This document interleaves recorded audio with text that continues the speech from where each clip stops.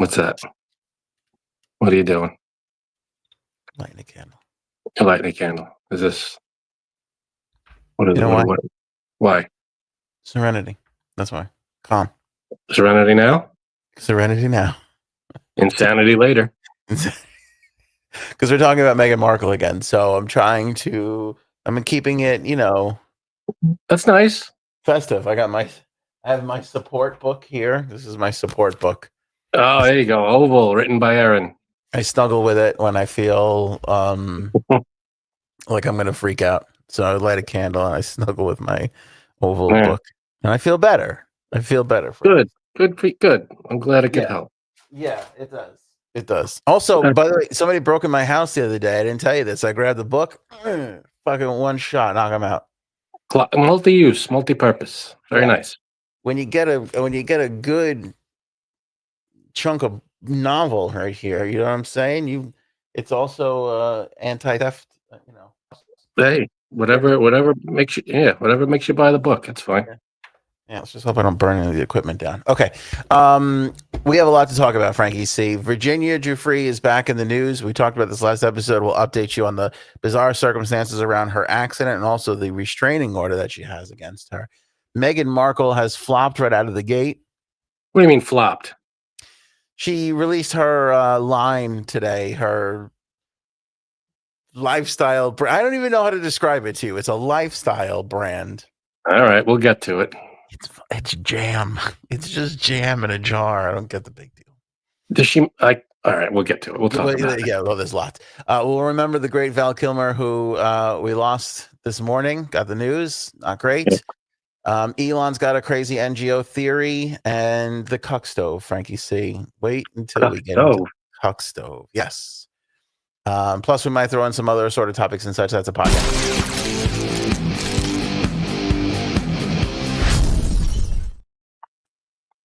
It's got a lot going. What scent you got there?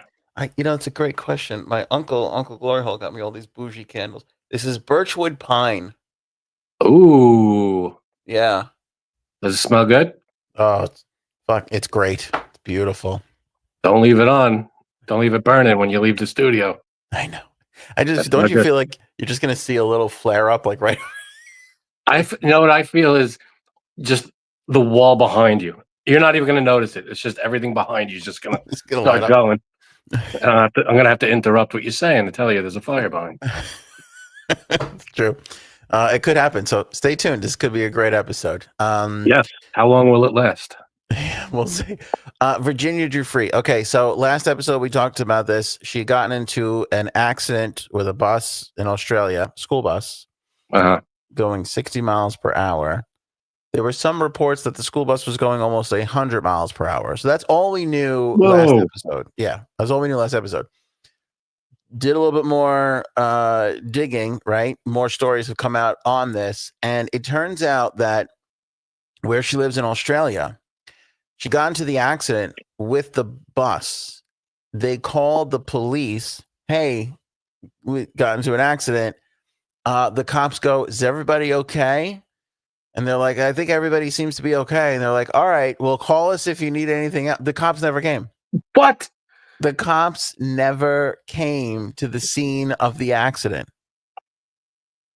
Wait, all right. So who made the call to the cops? I don't know. And they get one call saying, yeah, I think everybody's okay. And they went, all right, let us know if you need any help. Let us know if you need anything else. We'll get because I guess where she lives. Meanwhile, this woman has days to live now because of it. She couldn't have been okay. Exactly. Because and look at I don't have her. I'm sorry. I'm looking at her photograph and I realize nobody else is.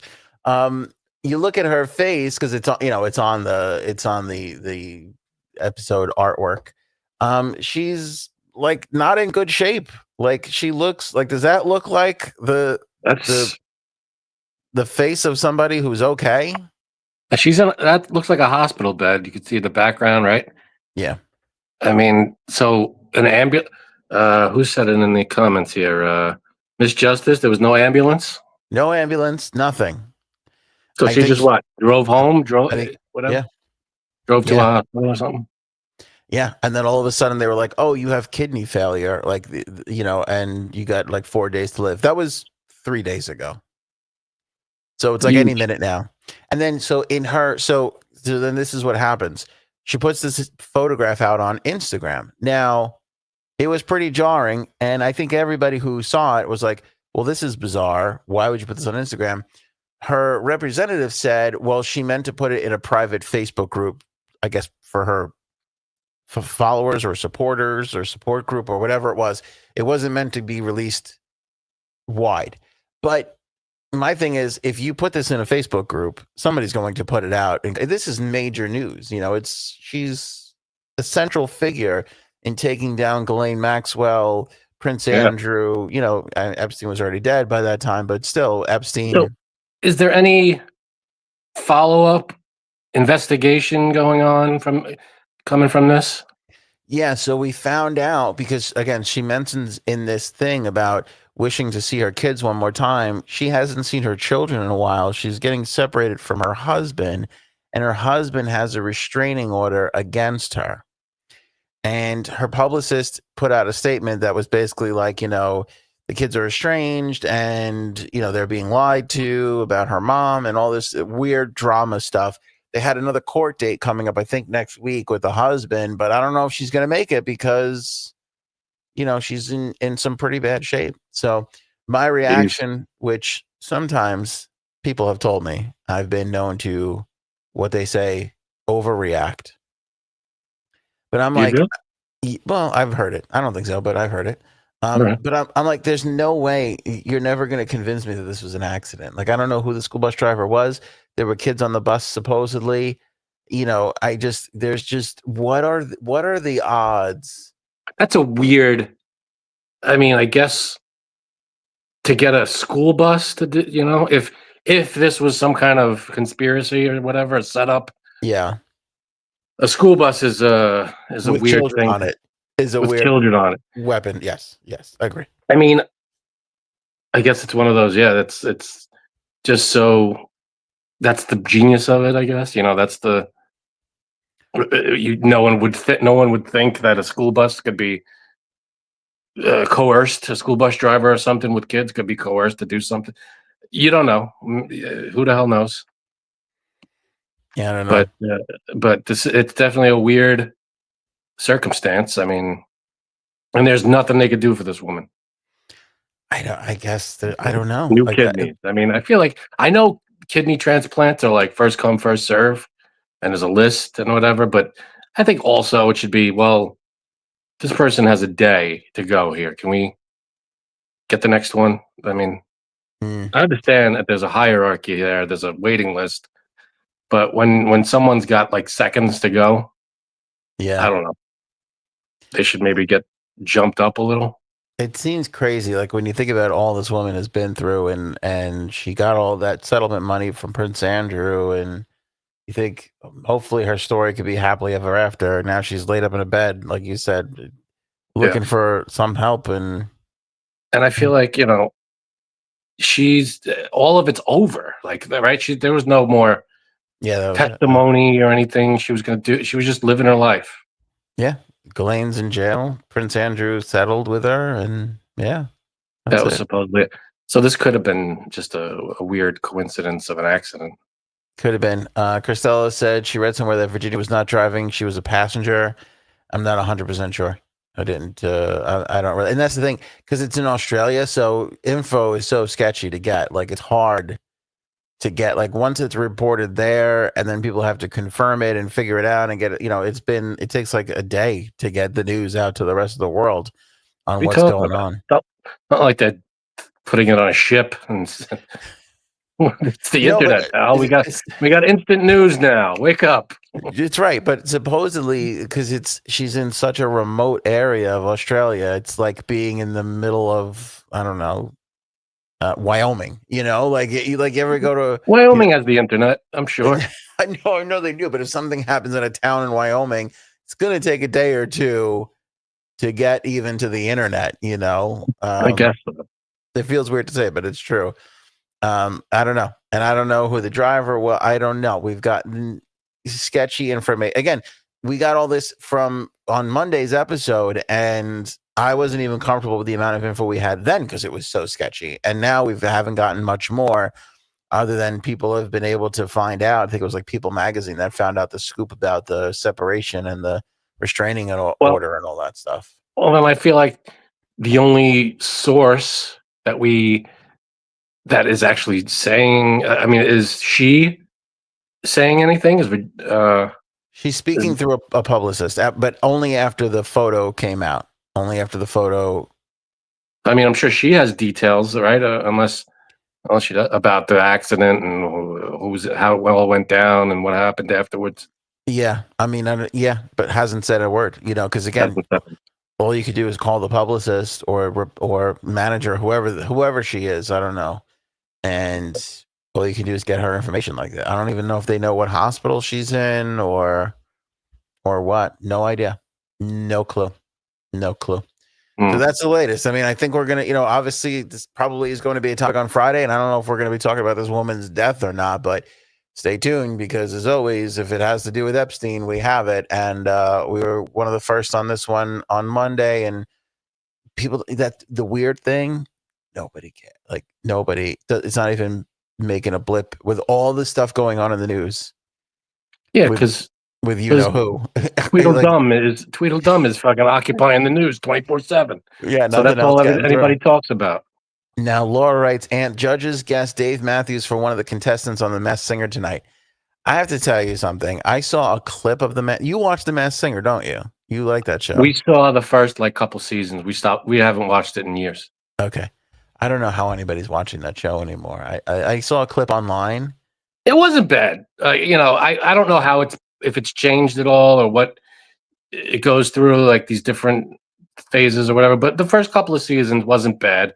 You guess who's singing. It could be any famous person, but you don't want to go obviously too famous because it's The Masked Singer, and it's like they're not going to put on these A-list people. But they've gotten some big stars in there. I have to say there was some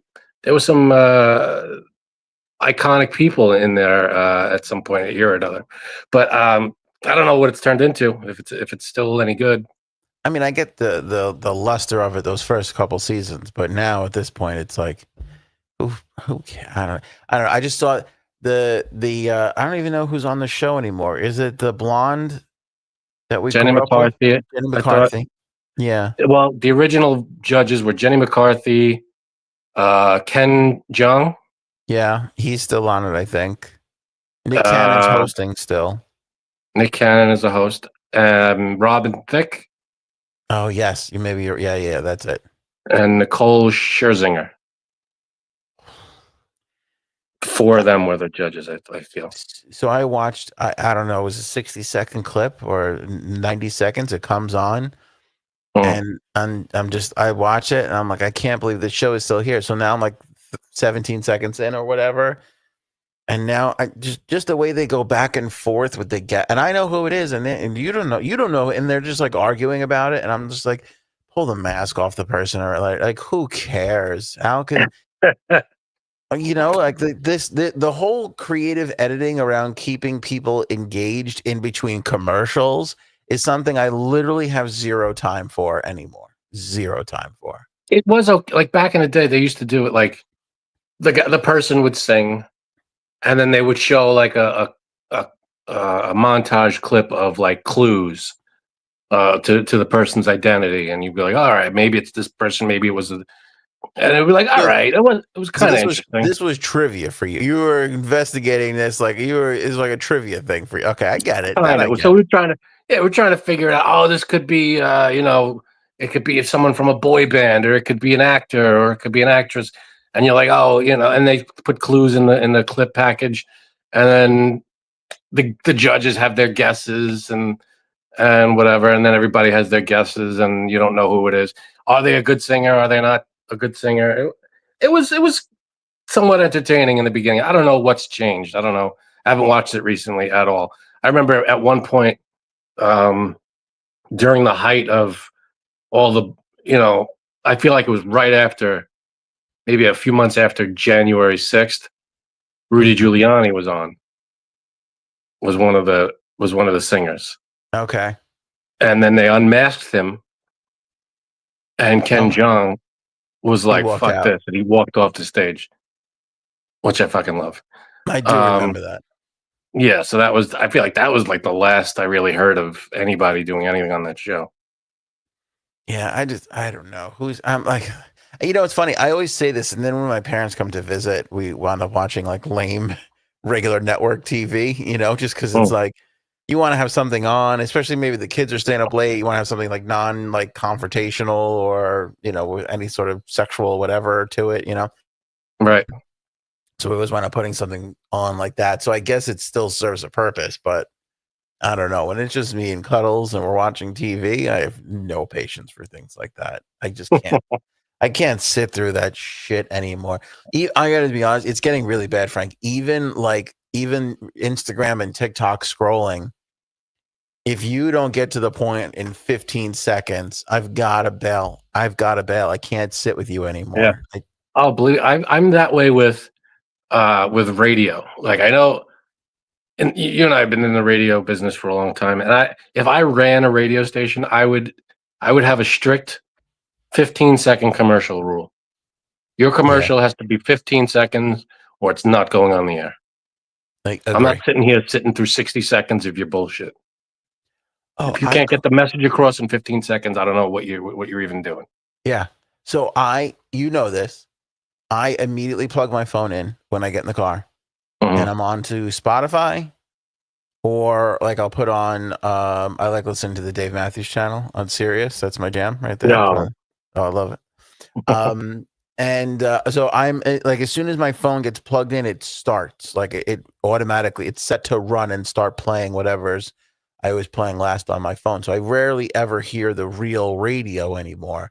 But I was jumping from one store to the next yesterday, I forget, yesterday or Monday.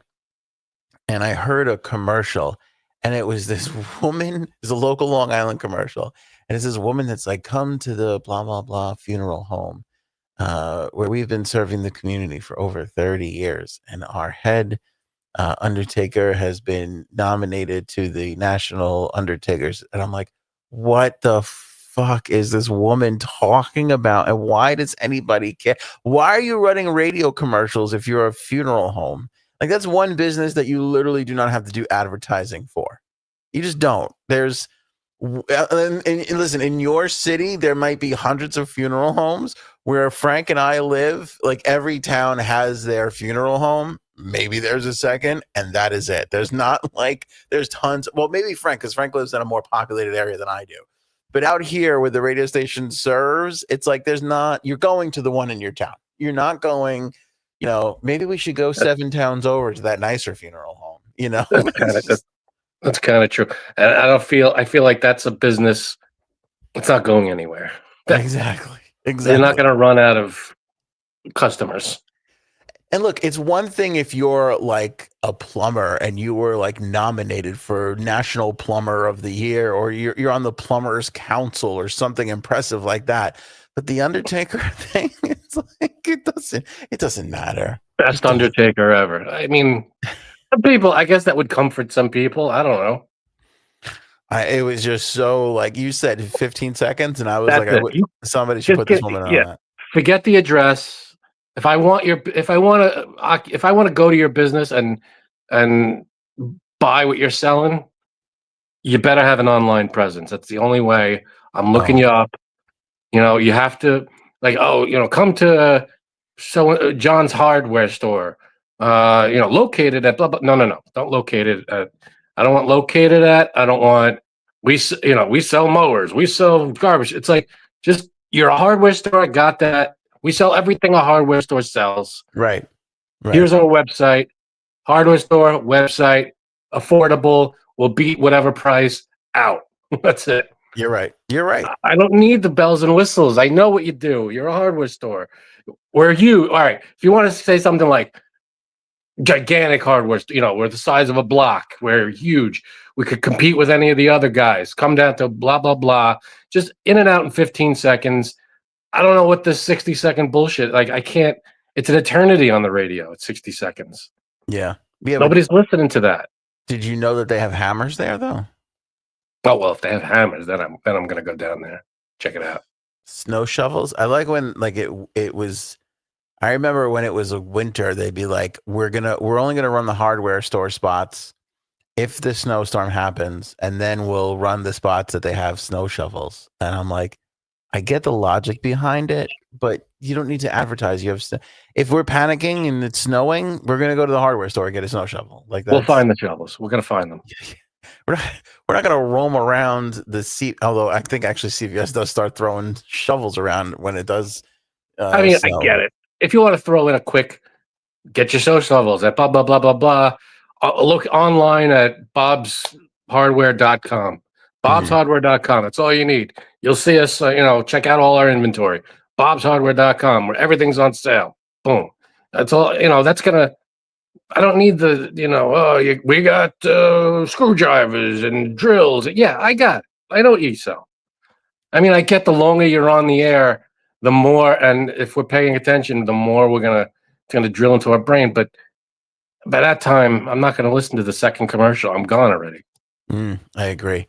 I don't know. And I don't know about you, because again, it's been a long time since I've been on regular radio, but in the last days of my morning show, we were running like 12-minute stop sets. Oof. Like, because they would pack it like summertime, when it was like summertime in the Hamptons, it would be spot after spot. And I'm like, nobody is sticking around for this. Nobody is listening anymore. It's sacrificing the product at the expense of advertising. And I get that you want to make money, but you got to still put out a good product. I don't. Oh, and they would give me such shit. Like, do you have to like go on and on with your comments? Like, yeah, okay, I'm the fucking problem. Like, to be fair, you have some shitty comments.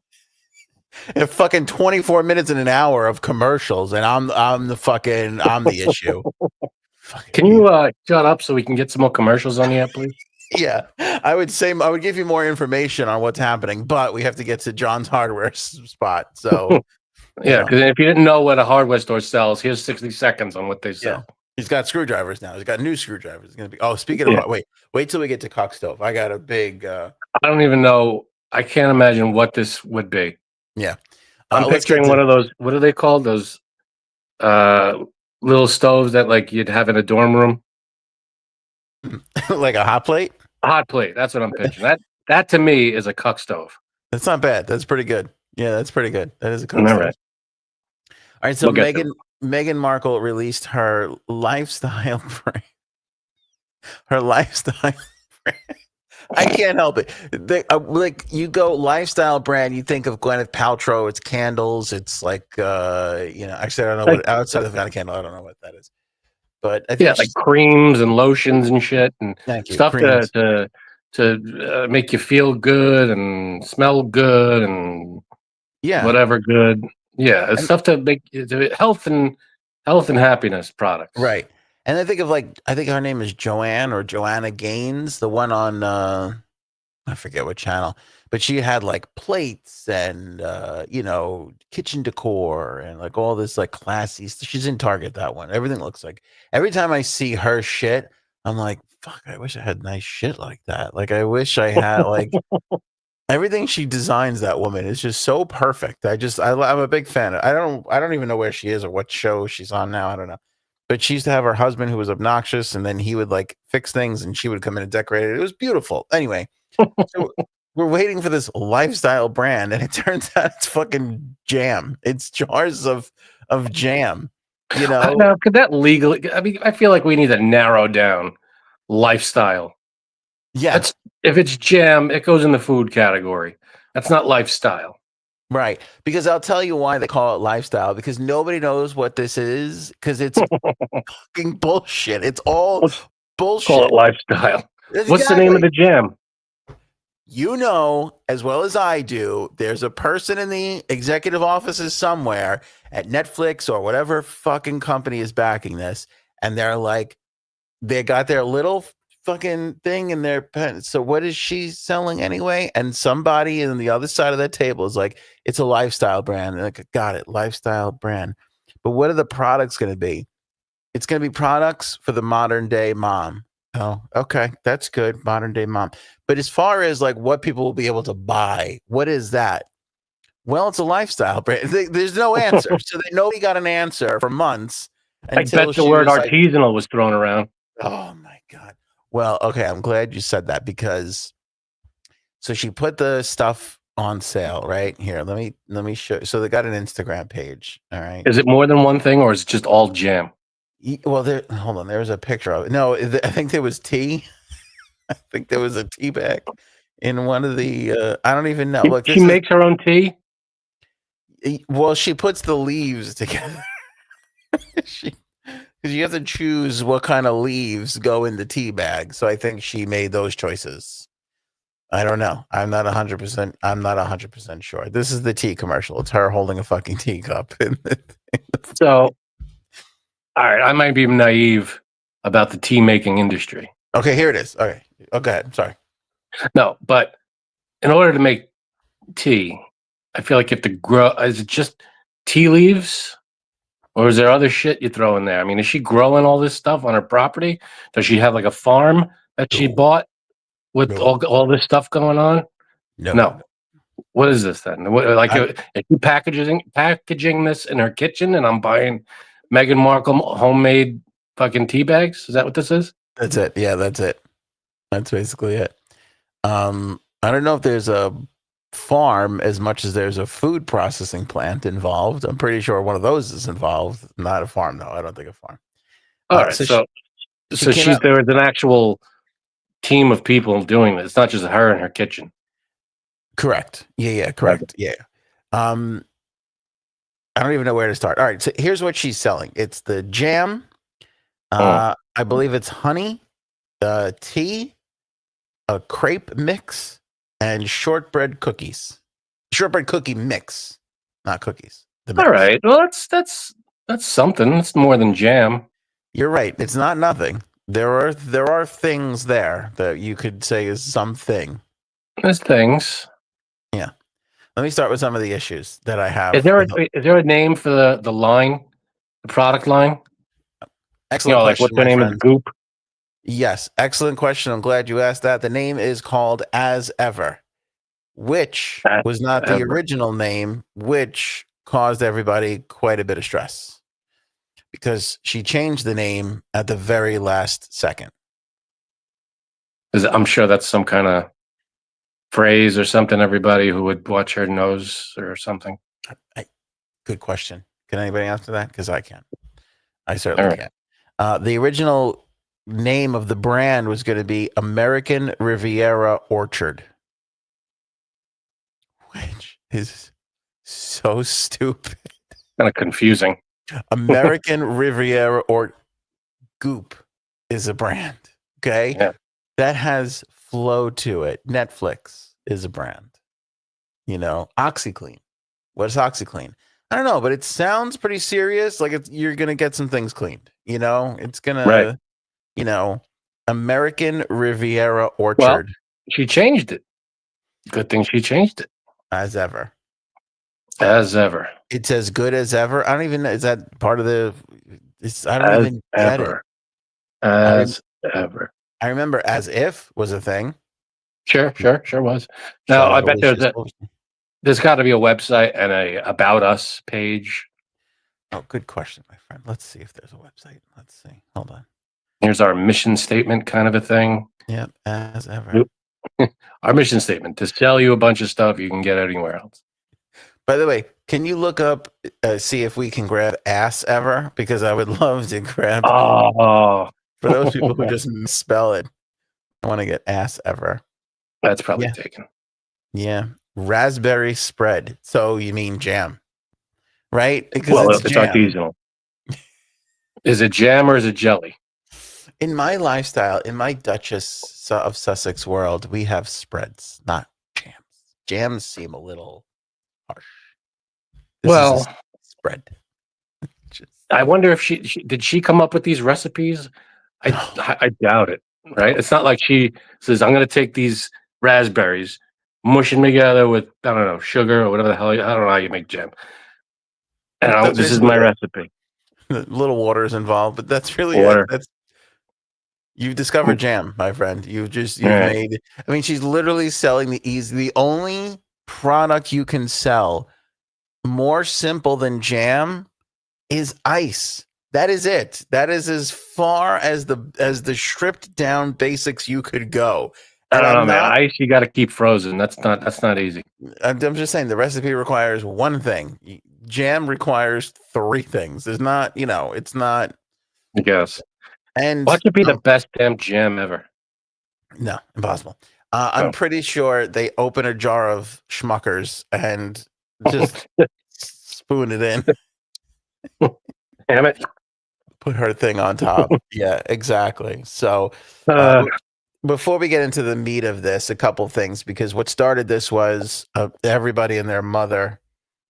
I never give anybody credit for who sends me stuff first, but I'm going to do it right now, Frankie. See, hold on, because okay, Lorraine is so wonderful. Lorraine is always sending us great stuff, and I never give her any credit. So I'm happy to give Lorraine credit for sending. Thank you, Lorraine. Thank you. She sent me a thing because they were poking fun at her because she put a post out that was like, "Good news, everybody. When you buy a jar of the As Ever raspberry spread, it doesn't end there. It's the product that keeps on giving." Because Frank, I don't know if you can know this because you're a radio guy, not as smart as a Meghan Markle. See that jar right there? You can take that jar, you can wash it out, and you can use it for other things around the house. Yeah, I that was literally her post. It was like, "Good news, everybody. The As Ever jars also hold flowers." And it's like, how did we not see that coming? Isn't she wonderful? So does my Snapple bottle. Anything ever holds flowers. So does my asshole, Megan. I got news for you. I could put flowers. My asshole could hold a couple of flowers. Not a lot, but a couple. They might last a few days longer, too. Yeah, that would be amazing. If you find a flower that could live in my asshole, that would be groundbreaking. I'm not doing that research. No. So, all right. So she's got so is this jam making business going to interfere with her Netflix show? No, because it's part of it. Remember, because we discovered that the really only reason why she has a Netflix show is because Netflix is getting a piece of everything that she sells. Because why else? Why on earth would they give her a show? It is not for entertainment. They're trying to market her as the next Martha Stewart. Yeah, I get it. But I mean, let me tell you something. Netflix is using Meghan Markle the way those crypto people used Haktua. They're just like, let's smash and grab. Like, let's see if we can score a bunch of money and get the hell out of town, before the cops come. How did they? Yeah, that's true. I guess it is the same strategy. It's the same strategy. So, okay, let's go back to her Instagram because this is kind of key in that post that we were just on, which I don't even know which one it was now. Maybe it was this one. No. Oh, here it was. Okay, here, you see, this is the key. So she goes, "We're sold out, everybody, but look closely here because it says limited quantities for each seasonal drop."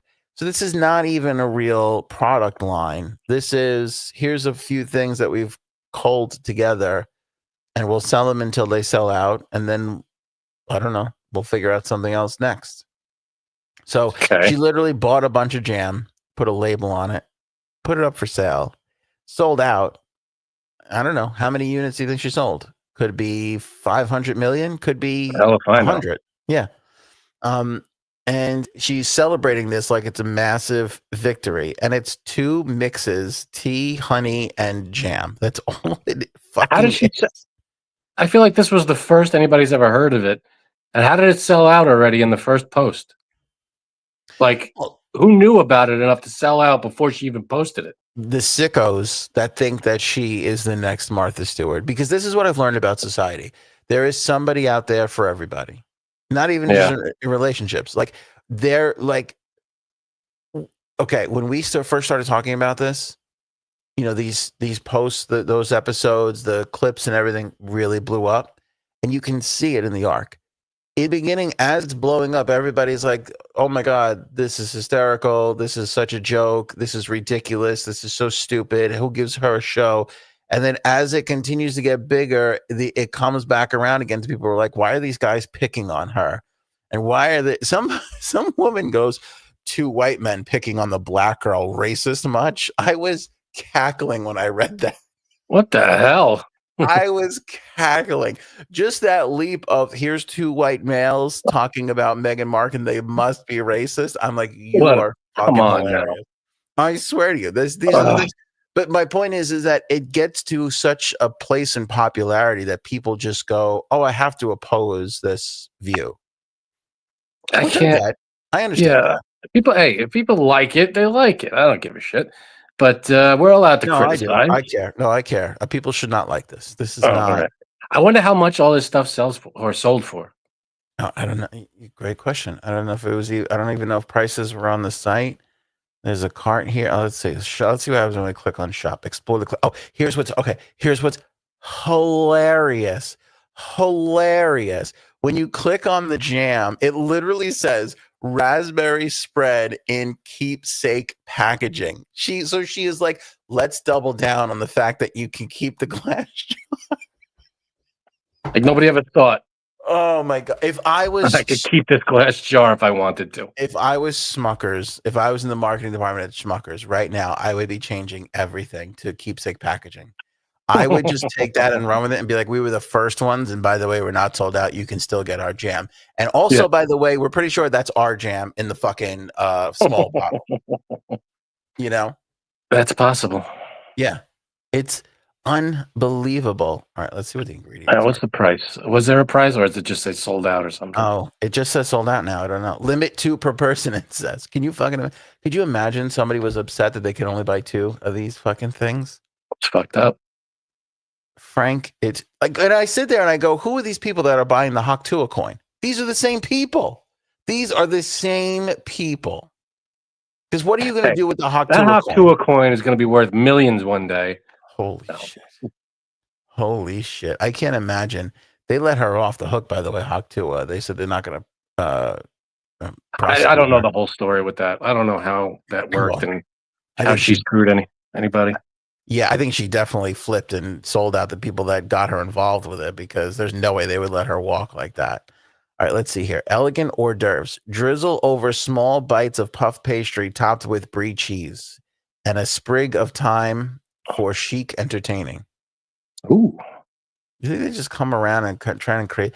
For a romantic breakfast in bed, spoon over freshly made crepes, dusted with powdered sugar, served alongside a cup of coffee, sealed with a kiss. Don't forget to give that kiss, ladies. Am I right? That's... So wait, you spread the jam on something? They don't spread they don't spread the jam. First of all, it is spread, not jam. Oh, so they jam the spread. And they spoon it. I don't know if you noticed this, but everything starts with spooning. Spoon it over there. Well, you got to spoon it. Spooning and drizzling is what we're doing. Designed to be cherished. Repurpose the keepsake packaging as a charming home for your favorite trinkets or small treasures. Ooh. My Christmas shopping's done. Yeah. Can you imagine giving somebody this a gift and go, it's not just the jam, though. You can keep the jar. Keep the jar. Like, yeah, I could keep my pickle jar too, but I'm not, I'm not going to do that.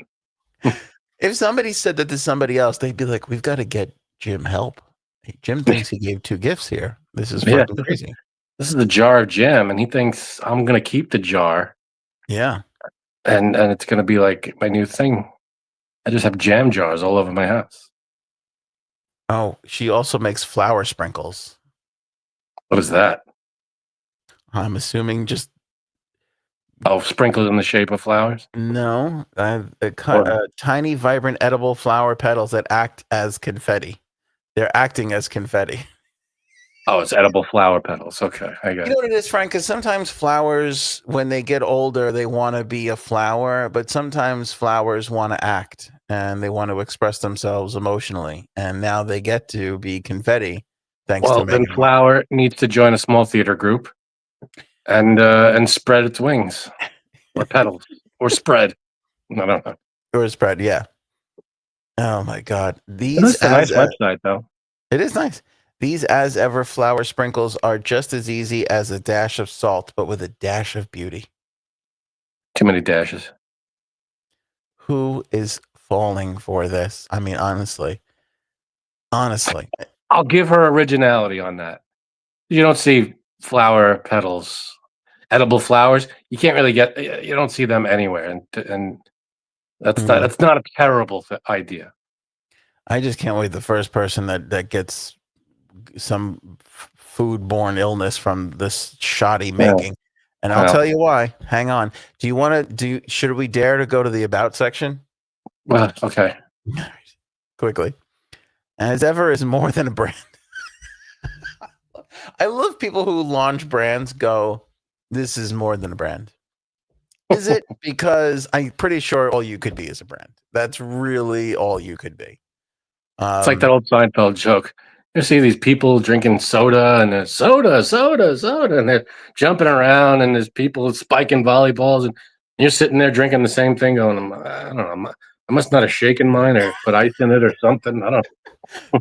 There's a great Larry David bit when he's shitting on HBO and his show played on HBO and he's like, where's HBO get the ball? He's like, it's not TV, it's HBO. It's TV. What do you think they're watching it on?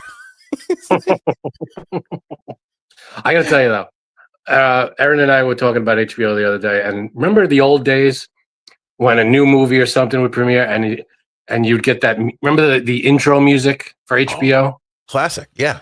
Wasn't that like not mind blowing, but it was like something cool was about to happen. It was like such a moment. Yeah. That was the best. It was the closest to a Coke-filled Vegas weekend you could get as a 9-year-old kid. That was the closest thing. I'll give you that. Yeah, when you see a 9-year-old experience the beginning of an HBO movie, you go, the next time you're going to feel this way is when you're in Vegas, coked up with your friends. That's the next time. Hold on to this feeling, because that's it. You're not going to get this for another 20 years. No, that's it. And then once you do that, then that's it. Because after that, you're never going to feel it again. You're just never going to feel it again. Kids, nothing, wife. No. Okay. No. Buying Meghan Markle's stuff? No. Jarring your own jam? I cannot wait to see what she comes up with next. There's already some ideas in here. Edible thongs, diapers. I don't know. See, imagine she came up with her own like adult line of stuff. Edible thong, like all that stuff. See, would you have a little more respect for her then? No. I will never have respect for her ever. Okay. It's never going to happen. I will never. Yeah, just the idea. And you know what's funny? I did have that moment where I was like, wow, we really are in a world right now where people are comfortable just calling people racist randomly on the internet with no foundation whatsoever. Like none. It's unbelievable. I can't even, thought never even occurred to me. Yeah. That anybody would take it that way. Yeah. But that's what's weird. I'm sorry to say this, but that's what's weird about liberal people. Like that's the way but that's the way some people see the world. They go, oh, these two white guys, they must be. And by the way, we've gotten the same thing with the misogyny thing. Like, oh, way to show your toxic masculinity. I was like, if these people even knew who the fuck Frank was, like, it's insane to me that somebody could call Frank a toxic. Yeah. And for the most part, this guy's grudge right here. Exactly. And and by the way, I couldn't give a shit about any of this. This stuff here. I don't give a shit. That's right. This guy is pissed off about all of it. I was going to say, neither of us have ever been confused for being masculine. So that's the other hilarious part about it. We are not men. No, we're not. No, we are not. All right. Anyway. All right. So we did the jar, the ridiculousness around the jar. I told you that. I'm going to tell you the two juicy parts of this. Oh, so yeah, it's the quick limited drop, which is such a load of horse. Like you're not a real company if you're just putting out products that sell out and that you don't plan on getting behind. And also, this packaging is shit. Like, as that logo stinks.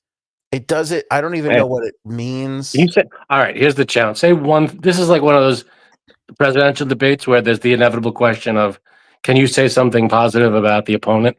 Okay. Say something positive. Well, this spacing is terrible. It's you can't strike barely, one. Okay. Sorry. All right. Let me try. I will say everything is photographed really well.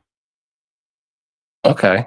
I will say that, and I'm confident to say that because as I'm sitting here, 10% sure that she did not have anything to do with the art direction of any of this.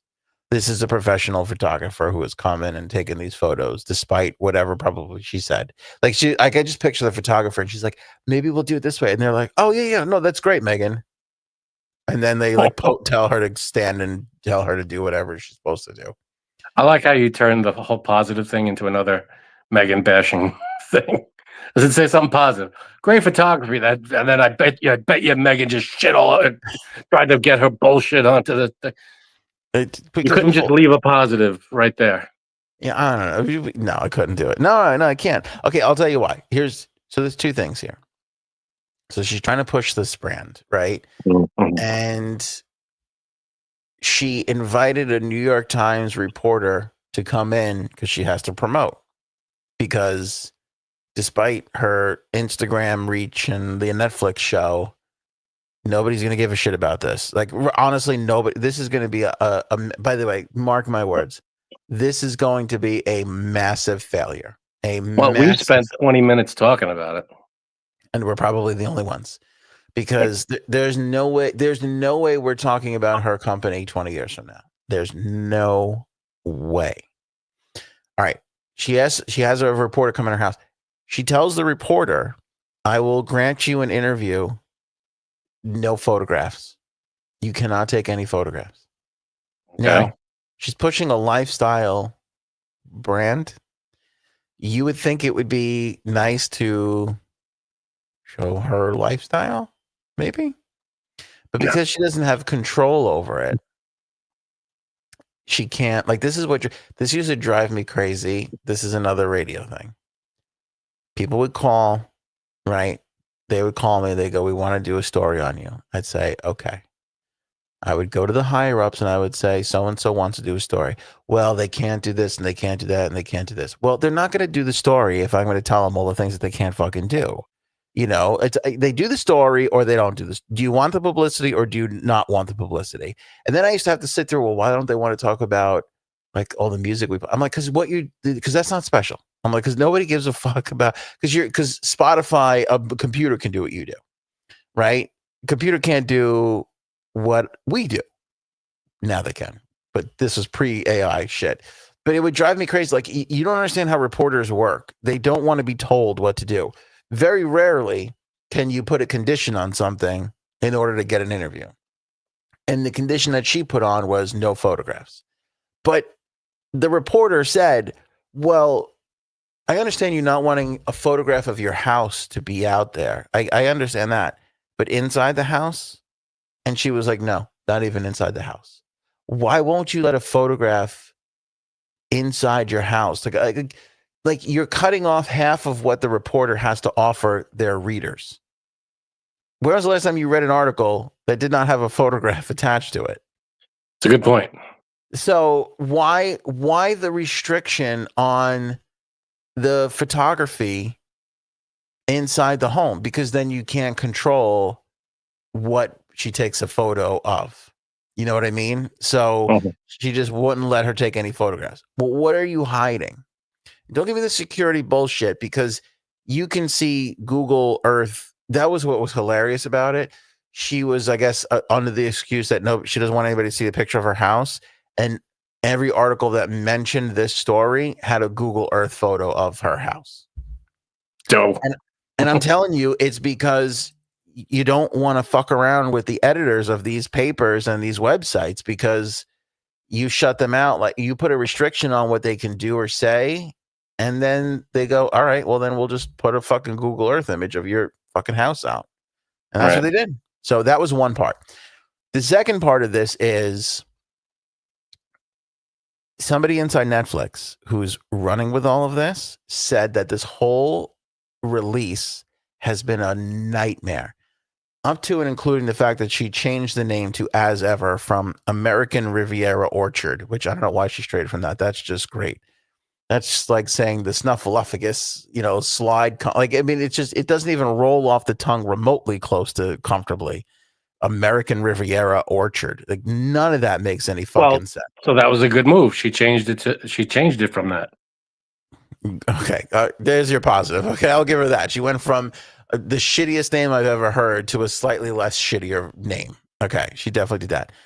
But they're saying that the whole launch was a nightmare. Nobody had any idea what was going on.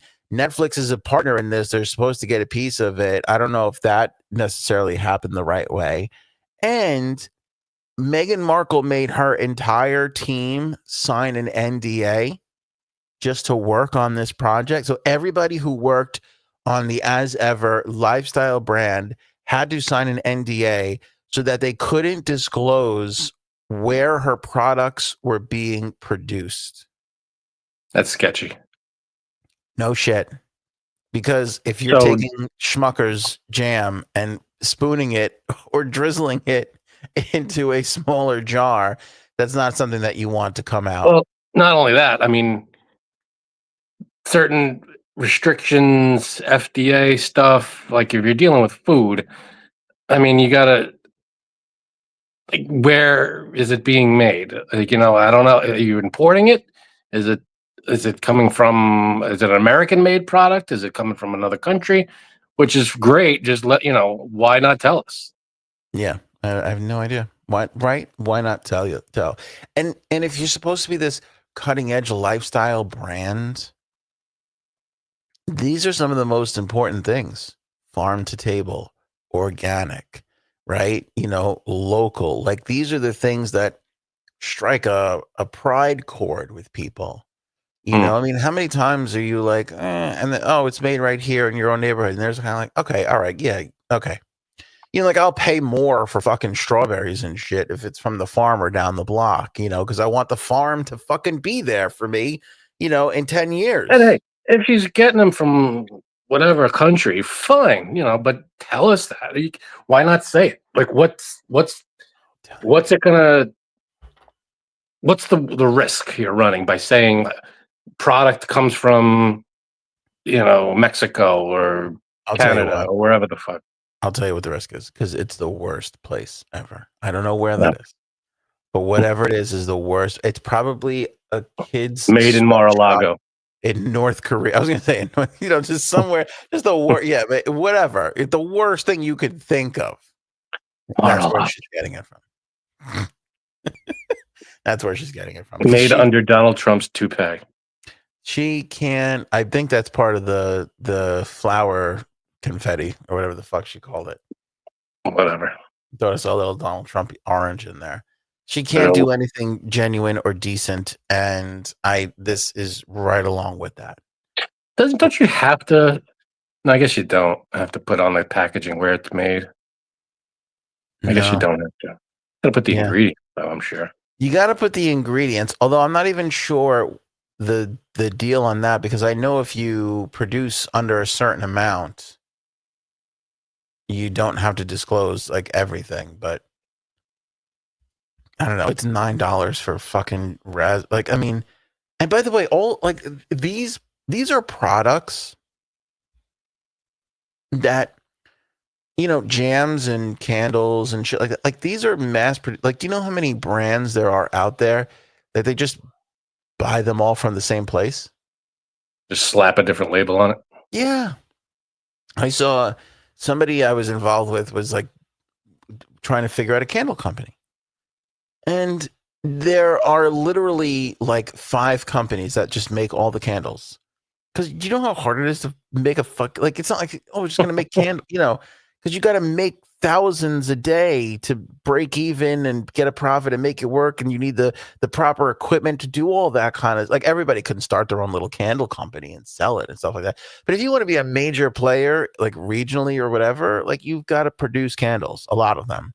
and then mixing the things. So it's like you just go to the fucking one it's that factory in town in the back, right? The back corner. That's the candle factory. It doesn't have a sign. That there's like truck bays. I mean, you're like, what are they doing in there? They're just making candles. They're all candles. Just candles. And the 17 posh brands with the fucking gold leaf label and everything, it's all coming from the same place, you know? So these are the exact products that you can do that with. Like there's whole trade shows where you can just go and you can just drop like 20 grand and you can get a bunch of product, and people do that and they flip it and sell it and try and make 40 grand, you know, and that's their business. And these are the kind of shit that they do with, because this stuff could sit on the shelf for years and you don't have to worry about it going. It's not like you're selling bread, you know. Well, she's sold out, so what are you worried about? I mean, such a fucking asshole. Such an asshole. We'll just put, we'll put I bet you I bet you there were not more than 5,000 products, maybe 10. Maybe 10. All right. Well, then she's not doing it for the money. No, she's not. And this was a play. By the way, this was a play from the beginning. Like it is, let's put a really limited amount so we can put sold out up there very fast. And then we can put the story out that this all sold out instantly. What a craze. Not a bad strategy. No, it's not a bad strategy, but it is disingenuous, which seems to be her MO. Yeah. Val Kilmer, Frankie C. Let's get this off our screens here. This is fucking another legend gone. Can I make a confession to you? No.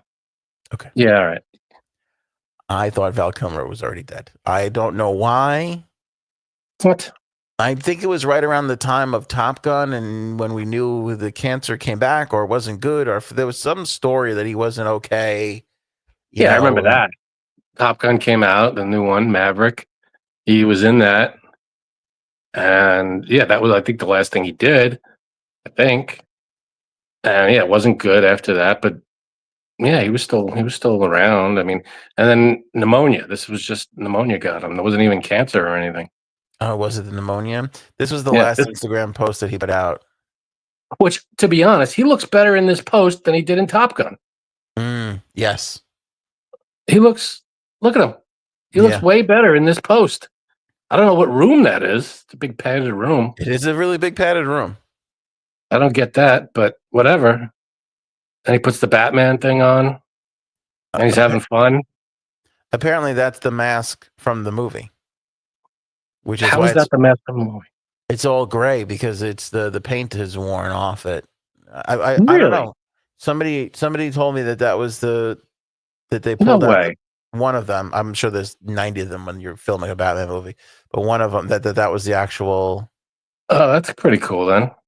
I could be wrong about that, but I think. Yeah, I don't know, but that is pretty cool. I don't know what this big padded room is, but yeah, that's it. That was his last Instagram post, and he looks better he looks better in this post than I've seen him in years. Mm-hmm. Yeah.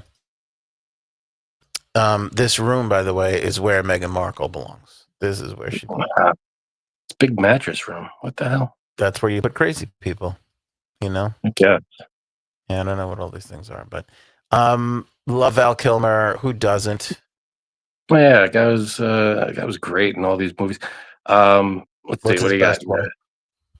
Best role. I mean, he was great in Maverick, but I liked him in I'm blanking on the name of it. Hold on. Shit. As ever? Probably. You're an ass. I can't think of the name of it. Tombstone? A lot of people say Tombstone. Tombstone was great. Everybody loves him in Tombstone. Great, and I think he was an underrated Batman. I thought he was a pretty decent Batman. I thought he was. Listen, not easy to follow Keaton. I thought he did a really good job. I thought, yeah, he was. Was he the best Batman ever? No, but he wasn't. He was 10 times better than Clooney. That would be George Clooney. Oh, sorry. Yeah. Okay. What the hell movie was it I'm thinking of? The Doors. Never saw The Doors. He did really good as Jim Morrison in The Doors. Man. He was in I think he was in another underrated movie. It was the one where he went to was it Mars? Was it a mission to Mars or something? Or there's a bunch of movies I can't think of, but he was great in that. He was great in Tombstone. There's the one with what the hell is the name? It was like go through the list. I'll get it. You want me to go through the list? Okay. Yeah. I want to go in IMDb order. Let's start from the beginning, shall we? While I'm queuing this up, Frank. Yeah. Val Kilmer, who we lost today. Mm-hmm. Okay. What was he, 65? 65. Way too young. Yeah. Do you know what Val was short for?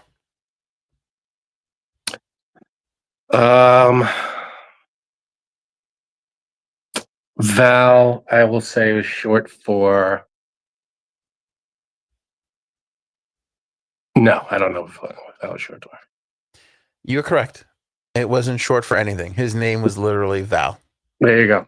That's what his parents named him, Val. Nailed Isn't that it. interesting? I thought that was short for Valerie or something. Yeah. Yeah. All right. Top Gun was his 4th project. Great movie. A movie called Top Secret. He did an ABC after school special. He did a film called Real Genius, and then he did Top Gun.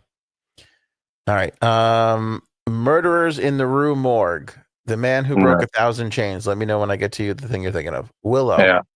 Willow. That's it. Thank you. Okay. Willow. It was great. That was a great movie. I know they remade it, or they made a series or whatever the hell they did with it, but I remember him in Willow. That was good. They ruined it, as Hollywood tends to do. Billy the Kid, Kill Me Again, The Doors, Thunderheart, True Romance. True Romance, another classic. The Real McCoy. He did Tombstone, Wings of Courage. Then he did Batman Forever. Mm-hmm. This is my second most Saint as well. Mm-hmm.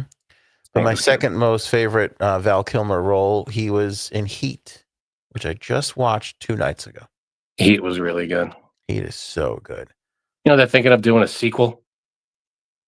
He wrote it. What's his name? The director. Jeez, it was just in my head. Anyway, he wrote it. He turned it into the studio. Yeah. I don't know if Pacino's going to be in it. You know, I mean, I don't know what they're going to do with the Val. I don't want to do any spoilers because Heat's so good. I think the movie's just going to be 2 hours of Pacino going, "It's too hot in here." It's got a great ass. Great ass. They got to get Hank Azaria back for that. Oh my God. That was Pacino's breakout role from a perspective of he was in the pocket with yelling Pacino. Well, a little yelling in Scent of a Woman. There's a lot of yelling in Scent of a Woman, I think. Yeah, maybe you're right. Maybe all the who-was and the and all that, and these things can't be walking off the line. Yeah, but I feel like it wasn't as big as Heat. In Heat, he was screaming. Yeah. All the time. He's like, "What do you got? What do you got?" He's just like, I'm like, why is he screaming? But do you know why that is? Right? Because he said it years. Okay. They were doing a Heat press conference or 25-year anniversary or whatever. Michael Mann. Thank you, Robin. Bless your heart. Press conference years ago. And Pacino goes, "I don't know. Do you think we should tell them?" To Michael Mann. He says this. And Michael Mann's like, "Go ahead, tell him." I don't know if they shot it. I don't know if they shot any of it and it got cut. But they definitely talked about it as part of his character. But the police officer that he plays in Heat was chipping cocaine. So the erratic behavior and screaming wasn't Pacino just being Pacino crazy. It was because his character was snorting coke throughout the entire, which makes a lot of sense. Because when you watch that movie, like he goes home after a long day. Like, I forget if he has the fight with the wife or whatever, and then he's back out again. Like, he never sits still. He's never sitting down. He never, lays down and relax. He's always on the go, you know? That's true. So he's chipping cocaine. Anyway, I'm going to just skip all the movies, go to the highlights. The Saint. Let me see. But he did a lot of movies that I don't think anybody's ever really heard of. I think his best role, swear to God, came in 2004, episode 3 of Entourage. Stop it. Val Kilmer plays the. Oh, I thought you meant Pacino. I was like, what? Oh, no. No, Val Kilmer plays the Sherpa in an episode of Entourage, and it's so good. Like, he full beard and everything. I didn't even know it was Val Kilmer for years until later on. Like, it was crazy, and he's so good in it. I think that's really it. I don't know any of these other movies. He's done a lot of movies. He was in the Knight Rider series. Oh, he was a voice. He was an uncredited voice for Kit at some point in a Knight Rider series. I don't remember that. That's weird. Maybe they did a different series. 2008 to 2009. So that's not the original. Yeah. Anyway, he will definitely be missed. Speaking, he did Wyatt Earp. Wyatt Earp's Revenge. Oh, it's a video. Island of Dr. Moreau, which was bad shit, but still, he was in it. Going back to Tombstone, do you think you could have lived in the Wild West? Could I have lived in the Wild West? I mean, if I had no choice, I guess I could have, but it wouldn't be easy. Depends on what my job would be. I'd probably just be a bartender or something. That's what I was going to say. Like, could you find a way to be motivated in the Wild West? I mean, if I had a horse, I guess I'd have to take care of the horse. What are you doing, Frank? I guess I'm going to feed the horse today. I guess. I don't know. Yeah, this is if I'm married, if I have if Aaron and I are together, of course I'd make a living and do everything. But if it was just me and I had I'd have to go, oh shit, I got to get up because I got to take care of the horse. Horse can't take care of himself. Would you even be married? Yeah, why wouldn't I be married? I mean, well, I could name a lot of reasons why. Like, first of all, you're in a town of maybe like 14 other people. Like, there might be slim pickings. Like, like, you might have to go. I thought that's what you take like our life here and just plop it into the Wild West. No. So you were born in the Wild West. You were born into it. It wouldn't be easy. I'm sure people that lived in the Wild West did not have it easy, and there's medicine. There's like hardly any medicine, and everybody's shooting each other and shit. Yeah. So yeah, no, it would suck. There's no, I mean, entertainment. You got, I guess, there's shows that happen. People dancing and a piano player here and there. Maybe I'd be the piano player. You might be the piano. But the people, you mean prostitutes? The dancing in between prostitution. Okay, prostitutes. They'd be prostitutes then. Look at, all right. You're a radio guy, right? You got your radio show. We do the podcast here. Like, I feel like we're in a career where it's like you got to keep, you can get bad. You're being called a racist every 5 minutes online. You gotta overcome. You've got to be motivated. You got to have direction. I don't know if that would exist in me. I don't want to speak for you. I don't know if that would exist in me if this were the Wild West.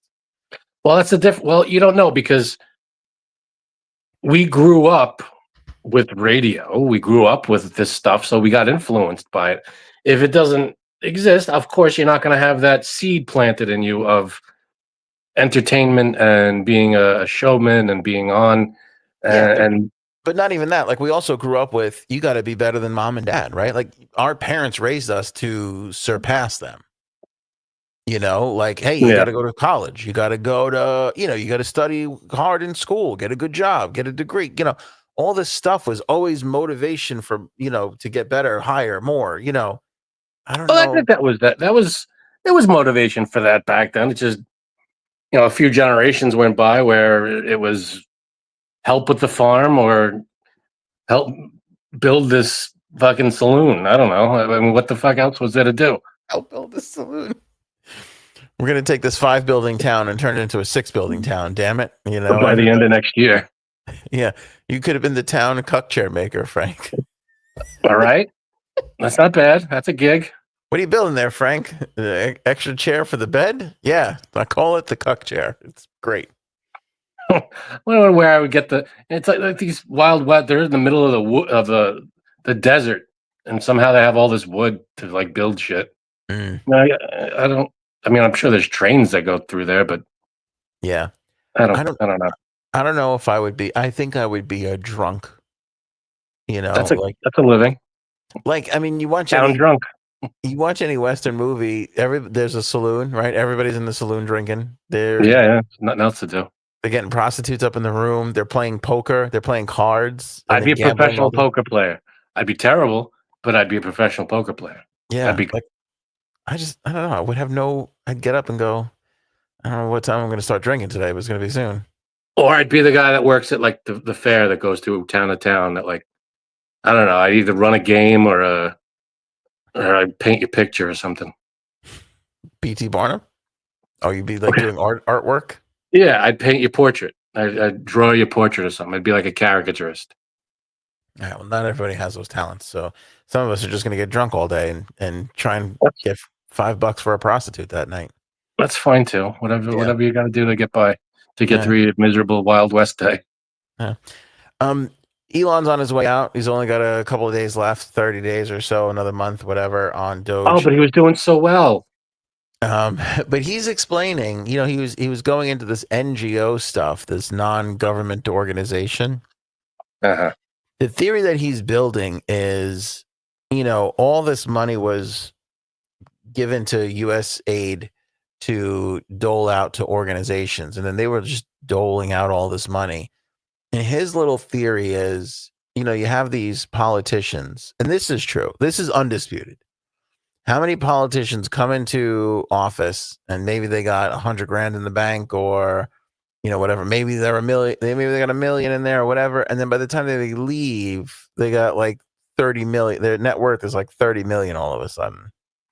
Yeah, that's obvious. That's like saying, you know, what's it called? That's like saying, oh, politicians are corrupt. Yeah, there's going to be, everybody knows that. Yeah. Well, his theory is that they're lobbying for these non-government organizations to get this money, and then those organizations give the money to other organizations, and then those organizations give the money to other organizations, and it basically goes through all these layers, and then they wind up hiring these politicians to give speeches at conferences and, you know, do this or that, and the money goes right back into their pocket. And we all know what a kickback is, obviously, but to have it so close to actually being proven, like, I wonder if he really could show that money trickling back to one of these politicians, and if one of these politicians will actually get arrested for it. I'm not entirely sure. Just before we got on the air, there was an article in the Wall Street Journal that I could not finish reading, but it says, this is the title: this company didn't pay for the subscription. No, I'm not going to be paying for the subscription. Can't. I'll tell you the first paragraph of the article, Frank. The headline of the article says, this company gets 98% of its money from the U.S. government. Doge is coming for firms just like it. Memo calls for the review of $65 billion in contracts that go to Booz Allen Hamilton and other big firms that do government work. So they're going after these organizations like Booz Allen Hamilton, Booz spelled B-O-O-Z. There's no E at the end of it, unfortunately.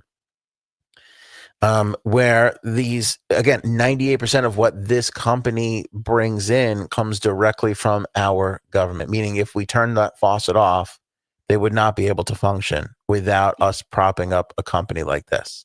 You know, yeah, that's fine. And I'm all for looking at it and weeding out the corruption.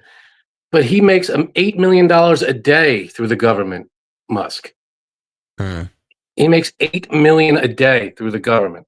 He's one of these NGOs that he's talking about. So I don't know. I can't take his word at any of this. I can't look at him and go, you're the problem. You know, I can't look at him and be like, you know, I can trust you because you're going to tell me as it is. You're part of the problem. You're fighting. You're pretending to fight the thing that you're actively making money off of. And so I can't put my faith in this guy. I'm all for someone going an audit of whatever the government's spending on. But since, I mean, I've seen these things online. They're supposed to be reading out, what was it? Corruption, overspending, I forget whatever the hell they call it. But nobody has been brought up on charges. There's no, they're just taking money away from things they don't think it should be spent on. It's not things that are corruptly, they're not weeding out the corruption as much as they're just taking money out of things that they disagree with. That's the waste. That's what they're calling it. They're calling it waste simply because they don't agree with how it's being spent. But that's not, that's not the point of. I mean, if you're trying to look at fraud, that was the word. So if they're trying to weed out fraud, I've not seen one charge filed against anybody for fraud. They simply taken money. They fired, I don't know how many thousands of people for no reason. And they said, we're not spending money on vital things like cancer research and nuclear weapons maintenance and all these other programs that are vital. And they're just cutting just like wildly. So I can't, he's done nothing to secure my trust. Plus, not to mention all the Nazi shit. So forgive me if I don't jump on the Elon bandwagon. I saw a supercut the other day of somebody pointing out all the people who have done, I don't even want to do it. It's just too many editors out there, but who have done that kind of a thing, like, waved it out or done something. You don't have to do it. You don't have to. Okay. But there's a difference between saying like, oh, this stock is going high or this thing, and making a gesture. But what he did was twice in a row threw the hand out. It was like the most ridiculous, blatant, like, that's how that looks.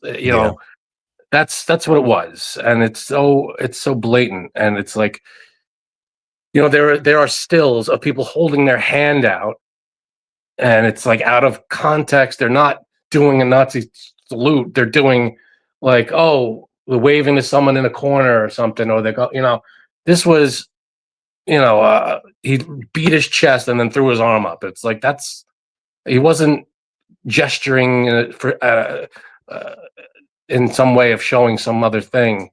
That's what he was doing, and he did it twice in a row. He turned around, he did it again. It's like, why would you even flirt with that kind of a gesture? Yeah. There might be a supercut of people with their arm out, but when it's out of context and there's no video and there's this is why they did it. What? It was video. It was like performers. It was like other people, Democrats giving speeches. It was a lot of people. Were they like waving? No.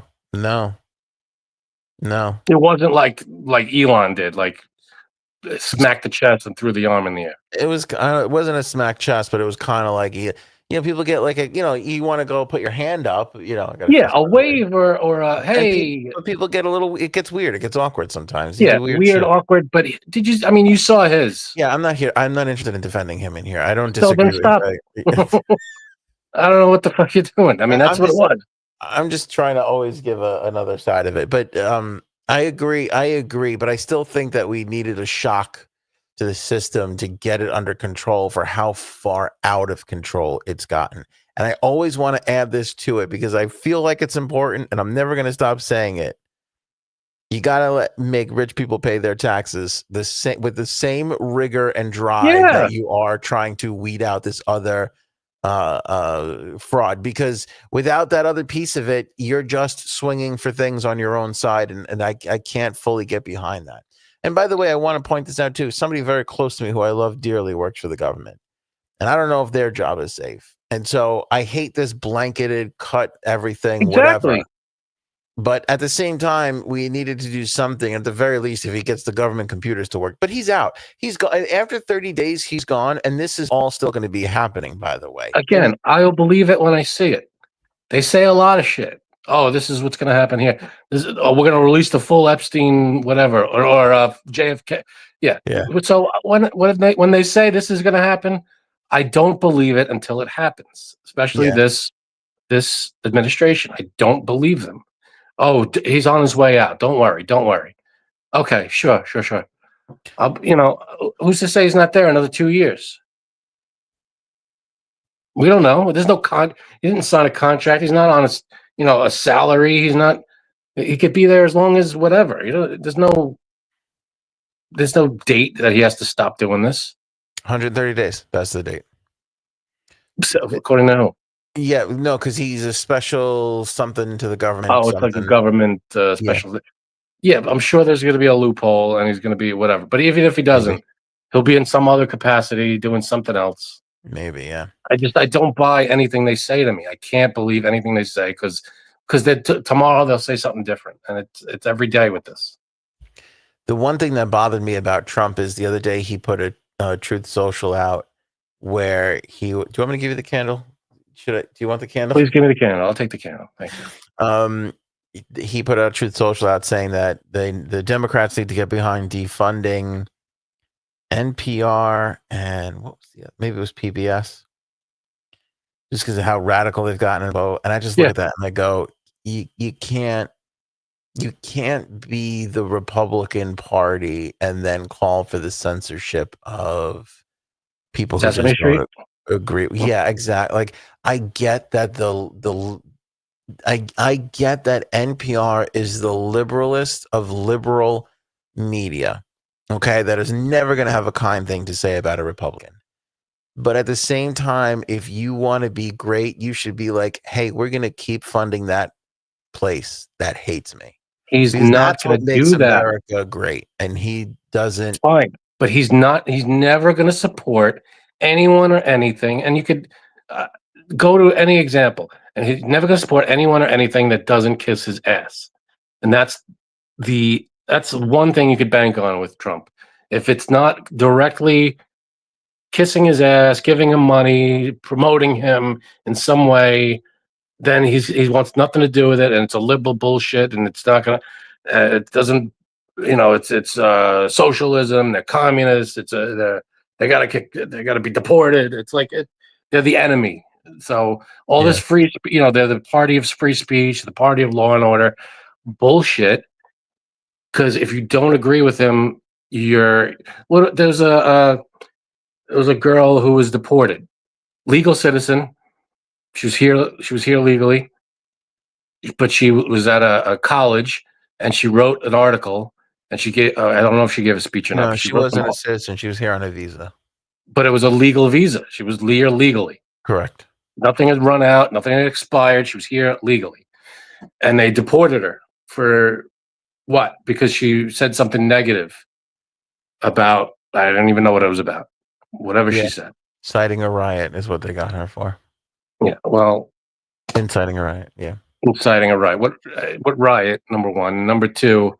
All the protests on the campuses. Protests are legal, and when he says illegal protests, you're allowed to protest. That's a legal right. You're allowed to gather. You're allowed to protest. You're allowed to protest your government. That's basic constitutional right. It's a tough thing that I didn't want to talk about. I didn't want to talk about because I saw the video. You saw the video when they pulled her in. They pulled her in, and that was it. Gone. It was tough to watch.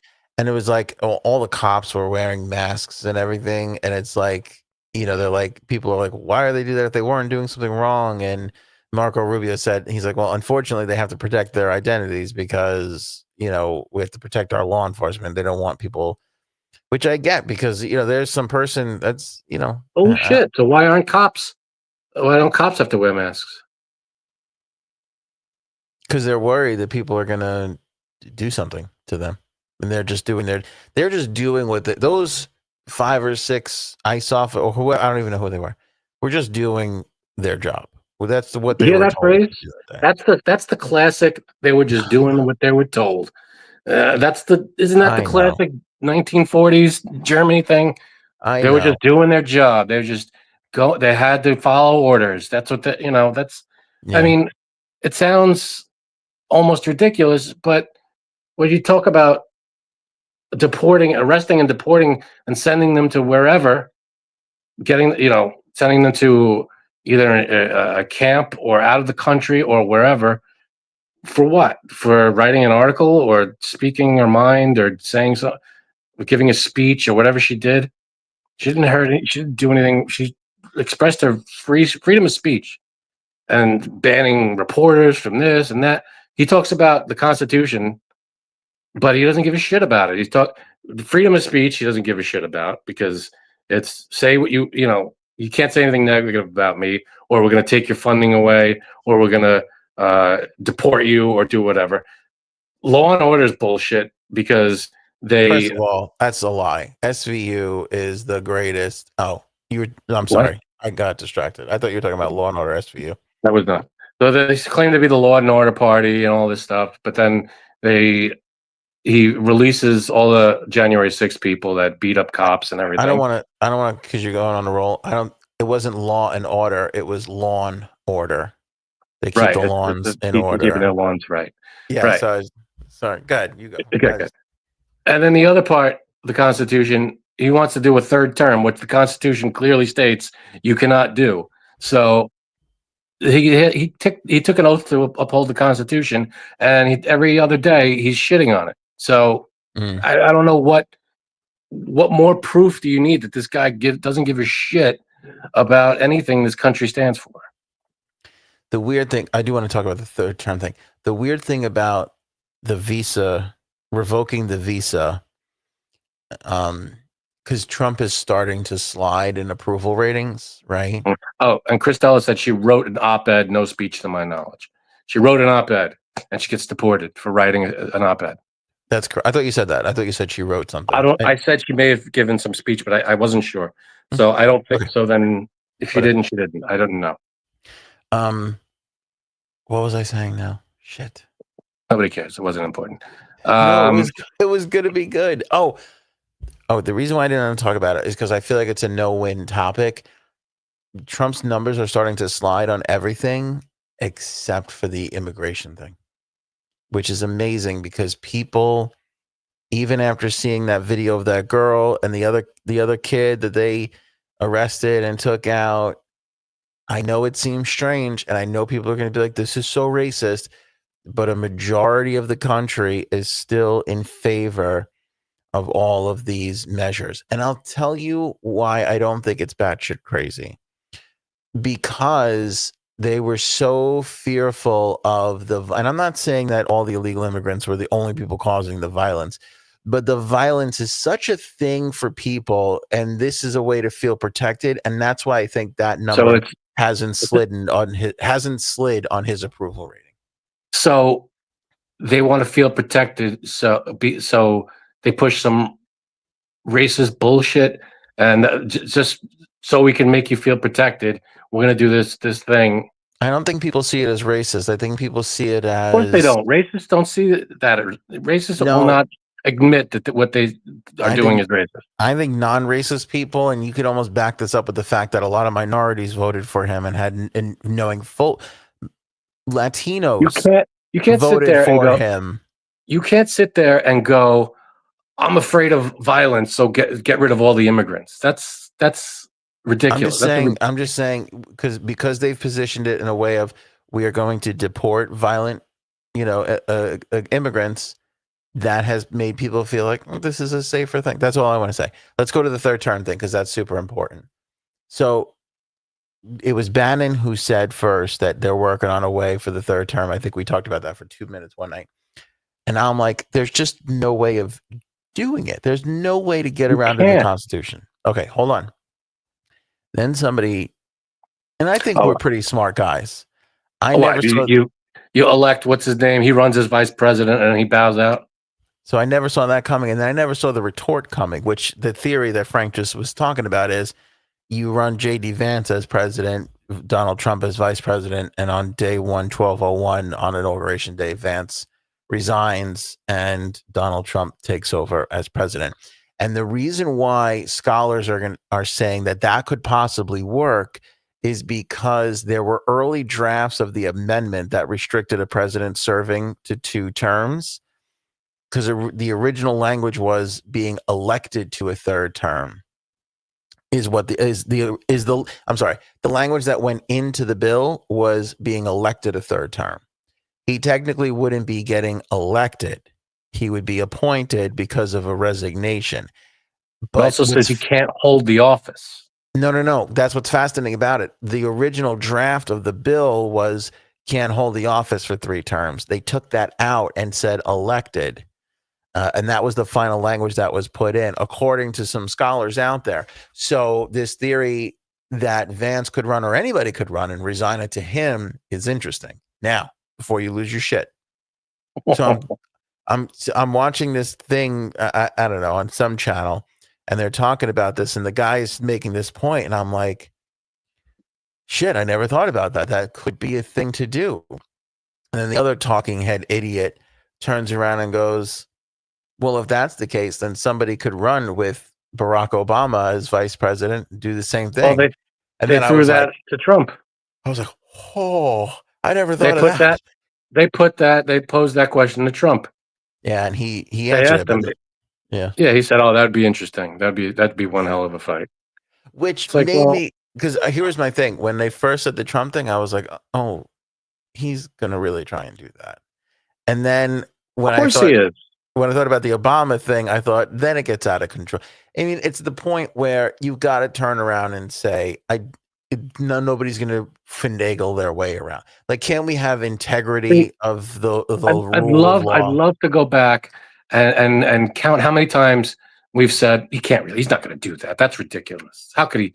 He'll do the right thing. He'll stick to the tradition. And no, he's never done that.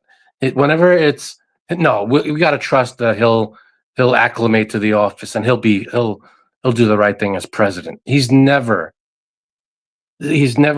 come around and said, yeah, well, this is the right thing to do, so we're going to do that. Yeah.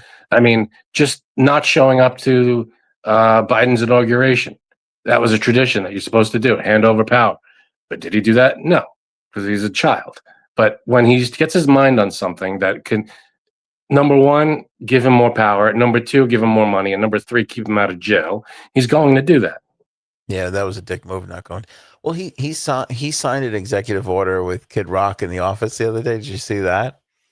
And I mean, the hypocrisy of the Republicans is unreal. Do you know that whole thing with? Did you see how he was dressed? Kid Rock? Yeah, nobody has a problem with that. But Zelensky, a fucking leader of a country, comes in. Why aren't you wearing a suit?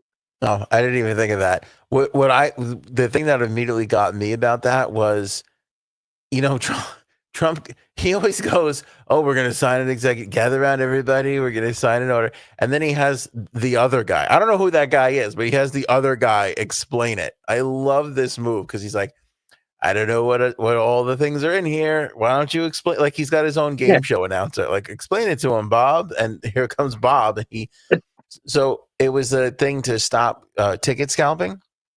And I'm sitting there and I'm watching it and I go, I think we already have a law for that. And literally Kid Rock says this executive order is to enforce the already existing laws. So I'm like, well, then what are we doing? Because this is all just ceremonial bullshit. It's now. Stupid. He's a circus. That's all it is. It's a big fucking show and it's a joke, and everything he does is just performative. And it's such nonsense. But Kid Rock shows up in a fucking head to toe American flag, and nobody says a fucking word. But a fucking war hero, leader of a country, shows up in his war outfit, and everybody loses their fucking mind. Yeah, but Kid Rock said thank you. I don't know if you noticed that. Did you notice that? Like, I just made a joke just now, but Kid Rock literally started talking and then stopped 3 seconds in to thank the president. I'm like, oh, that's a big deal. They must put that on the when they walk you in the room, they always be like, don't forget to thank him. He's big on the thank yous. Don't forget to blow him underneath the desk too. He really likes that when you get on your knees for him. Needs a thank you. Needs a thank you. All right, Frank. Did he chug a Bud Light too right after? I don't know. I'm not entirely sure. All right. The cuck stove, Frank. You ready to see your first ever cuck stove situation? I'd love to see this. What do we got? Okay, this is my kitchen right now as we speak. As you can see, there's a stove in the background, and there's the old stove watching the new stove cook all the food in the middle of the kitchen.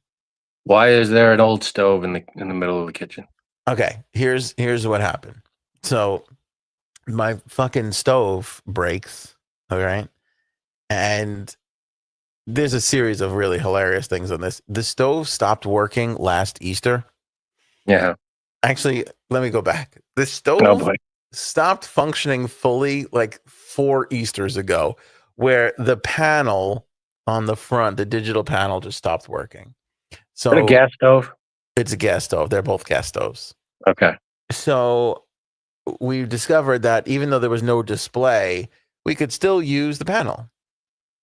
And that's how we used it for like 2 years. We were just, I think we set this to 400. I'm not sure. Just put it in and we'll see what happens. Oh right? my God. That's literally how we were operating. Then last Easter, it was like, is the stove on? Is it not on? Like we weren't even really sure. So we barely got through Easter dinner. And we never really touched the stove. This sounds really bad to say, but like we went from Easter to Christmas, literally barely ever. Like the stove, the top was fine. It was the oven that we were a little unsure about, you know? So that thing could have been on 24/7 for months. No, not really. But it was like we would put it on and we were like, is it on? You can't really tell. And it's like we set it to 425. Is it getting like it was like a little, whatever. So this past Christmas, I go to make Christmas dinner and the thing is literally like I'm pressing the buttons and nothing is happening. So I had to make Christmas dinner in the barbecue this past Christmas. And it's literally, here we are in April and I'm like, we're going to get to Easter again and not have a stove. So why don't you use your air fryer? That's what dude, do you realize we have a Breville toaster oven?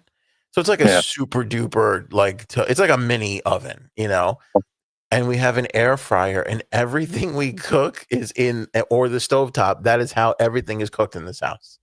Yeah. Like we haven't cooked anything in an oven. So anyway, venture out to go get an oven. And we go to, I'll tell everybody, we go to PC Richard and Son. So I don't know if everybody has a PC Richard because I think it's just like a Northeast thing. Yeah. But maybe you have the appliance store that there's room to negotiate. It's always scary to me when there's room to negotiate on a appliance. Like you can't go to Best Buy or Lowe's and be like, knock $50 off of that for me, please. Yeah, they're like next. So I said to the guy, so I go, he's showing us all the ovens and shit. I'm like, I don't know. And by the way, the oven that no longer works, I don't even want to tell you what we spent on that fucking oven. It's like a $3,000 oven. Like that's insane. It was. Can you get that one fixed? So the thing stops working. Cuddles calls. First of all, half the people were like, "Oh, we don't." It's a GE cafe. They're like, "No, we don't touch those." And she's like, "Why?" She's like, "It's impossible to fix those things." And then, so the one person that we got that was like, "I could come," she's like, "But here's the deal. It's $200 for the service call. It's $150 for the first 20 minutes that we're there. And then it's $150 for every, I guess, because people show up and then they do whatever. And they're there for like a half hour. So, and then they're like, all right, we'll get out. So to counteract that, it was like $150 for the first 20 minutes and then $150 for the next hour. And that's who agrees to that? It's like $100 or $150 for every hour that they're there working. And then the guy says the work they do. The work, and then the cost of the replacement parts. So I'm like, well, so we're doing the quick math, and we're like, all right, if they figure out what it is, and they fix I'm like, at the minimum, we're looking at like $800. So I'm like, we'll just go buy a new one. And now this time, I'm determined not to spend like a ton of money on the stupid stove. So we go to PC Richard and Son, and the guy goes, well, I'm like looking at the one that we bought and then a couple of other really cheaper ones. And I'm like, he's like, well, you want to get the nicer thing? And I'm like, I got the nicer thing last time and it fucking lasted me, 11 years. I'm thinking I'm buying my last stove of my life. And I got 11 years. And this is, by the way, we just replaced the refrigerator because the first refrigerator we bought that was top of the line shit out on us too. So I'm in there with a lot of rage, a lot of built up Meghan Markle stuff from the previous weeks. And you haven't got your candle yet. Yeah. So the guy goes, well, let me see what I could do for you. And I go, oh, do you still negotiate pricing? Like, I was like, I thought that was done. He's like, let me see what I can do for you. Says, okay. So he comes back. He goes, I have great news. I'm going to get you some savings. And so now I'm idiot. I'm like, oh, all right. Like I'm thinking, well, what'd you do? Take $200-$300 off the top? He's like, talk to my manager. He's going to take $70 off the top. I went, $70. Oh my gosh. I was like, oh boy. So I look at Cuddles and we look, and you know me, I like to research everything. I don't know what happened to me. I lost all of that now. I'm just like, I looked online. I saw one review that was like, yeah, it's pretty good. And I was like, great. And by the way, then they go, oh, it's good, but the display stops working after a while on the front of the fucking thing. And I go, fuck. So I go look at the other one that we're looking at, and all the reviews were the same thing. The fucking display. I'm like, so these front displays never stay. So what the fuck? What's the point? So I go, give me the thing. So he goes, okay, great. So he goes, you're going to, the display, I understand the display is a concern of yours. I go, yeah. And at this point, the kids are starting to get annoying, right? So I'm just like, I just want to go the fuck home. Like I've had enough. Like it was the day, Saturday, that it was a nice day. We were like, oh, we're going to go out. We'll grab the oven. Then we'll go to the park. We'll get we'll do like a whole thing. We were out for 30 minutes and I was like, I just want to get the fuck. I want to go home. I've had enough of everybody already. So he starts in, the display, we have a great service thing. And I'm like, I go, I am not going to spend another dime with you. I'm like, because I know this game. You knock $70 off the price and then you whack me for another $400 of bullshit afterwards. I'm not doing it. So he goes, all right, you sure you don't want the extended? I go, I don't want the fucking I go, in 8 years from now, I'm going to come back here and talk to some other asshole and spend the same amount of money. And I'm still going to save all the money I would have saved giving you fucking $100 every month, So I don't get the extended warranty. And then he goes, do you want us to take the old oven out? And I go, no, I'm going to hold on to it just in case. I go, yeah. He goes, it's going to be $50. And now my blood is starting to boil. And I look and I go, okay. And I go to my phone really fast and I look at Lowe's, which is down the block. Because now I'm like really upset. And I'm like, if Lowe's doesn't have a $50 removal fee on their site, I'm like, I'm walking out of the store. I'm going there right now.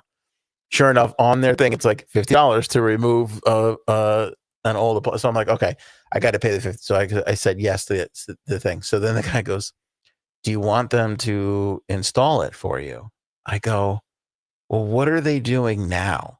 And he goes, they just bring it and they take the old one away. How close do you want them to get it to the wall? 4 feet's going to be $50. But if you want it right there, that's another $100. What the fuck? I'm like, why is life so complicated? Just put the fucking thing in my house, please. Exactly. Can I buy it? You bring it, and then I start using it? Like, shouldn't that be how it goes? Now, do you want the burners? Because those are going to cost a little extra. You want to get the undercoating on this? Yeah. We don't even know what that is. So could you imagine if he gave me an up top after I bought the thing? This is brutal. So then he goes, do you want, I go, what's the, for $195, they'll install it for you. So I go, what? I go, okay, what do they, I go, so what do they do now? They just leave it? And he goes, yeah, he's like, it's gas. Yeah. So my brother-in-law, they saw you coming a mile away, man. Now I'm ready to throw something at this guy. Gas. You could blow up if they don't install it. $195. Come on. And my brother-in-law, who I love more than life itself. I mean, I just love this man. He's a saint. He's very handy. He does all the, like, he's always coming here to help me be a real man, And I'm like, I didn't say fuck you, but I'm literally like, you know what? I got fuck you. I got a brother-in-law. All right. And so I go, I don't want it installed. I'm like, I can handle it. And so he looks at me like, I've only known you for 4 minutes and I don't think you can handle it. And I'm like, I'm like, I don't need it. And then he goes, do you want the hose. I go, fuck. You want the knobs on the front of the oven? Because I got news for you. And I'm like, no, I don't. I go, I got a hose. I'm pretty sure there's a hose there now. He's like, yeah, but it's, it's 12 years old. Those things tend to go. I go, hoses go? It's a metal hose. Like it's been sitting there. I don't. The gas, gas goes right through that. I don't know. Like, I don't want the fucking, I don't want it. I go, I don't want. So now I get so annoyed. And you could ask Cuddles. I get so annoyed. I hand her the credit card and I say, do not agree to pay another dime other than what I've agreed to. And I went into the video game section with the kids just to get away from this guy because I couldn't take it anymore. And I said that in front of I go, do not pay any more than what we've agreed to. And I walked away and he heard it. So she finished the rest of the stuff. Okay. So now the stove is going to get delivered today, right? So I run out to do some things. Okay. It just happened to be timing that I couldn't be home. Cuddles is here. They come, they bring the stove. And she calls me up. So I pick up the phone. Now I'm 40 minutes away, right? She goes, they won't take the old oven. I go, we paid the $50 for them to take the old oven. She goes, yeah, but they have to disconnect it from the gas and they won't do that because we didn't pay for the installation. I went, motherfucker, I'm screaming. I am that little tiny I go, why didn't he? I'm people are probably going to laugh at this and go, you should have thought of that. But I'm just trying to get to the barrage but of they said they're going to take it. Yeah. I would assume that they would disconnect and shut it off. Like there's a valve or something that shuts the gas off and they take the old one away. They're not going to do that. The guy goes, no, you didn't pay for the installation. We don't touch that. I go, how? But then somebody should have said, hey, then we can't charge you the $50 to take it out. So the guy literally says to her, we'll come back tomorrow if you want us to still take it. So she repeats this to me and I go, you tell him we'll see him tomorrow, because if he doesn't want to just turn the off thing and unscrew it and take it, then he can come back to it. And he was like, I'll come back tomorrow. Like I thought I was zinging him. He was like, guy's on the clock. Yeah. Like, they're going to pay me anyway. I'll come here back. I don't give a shit.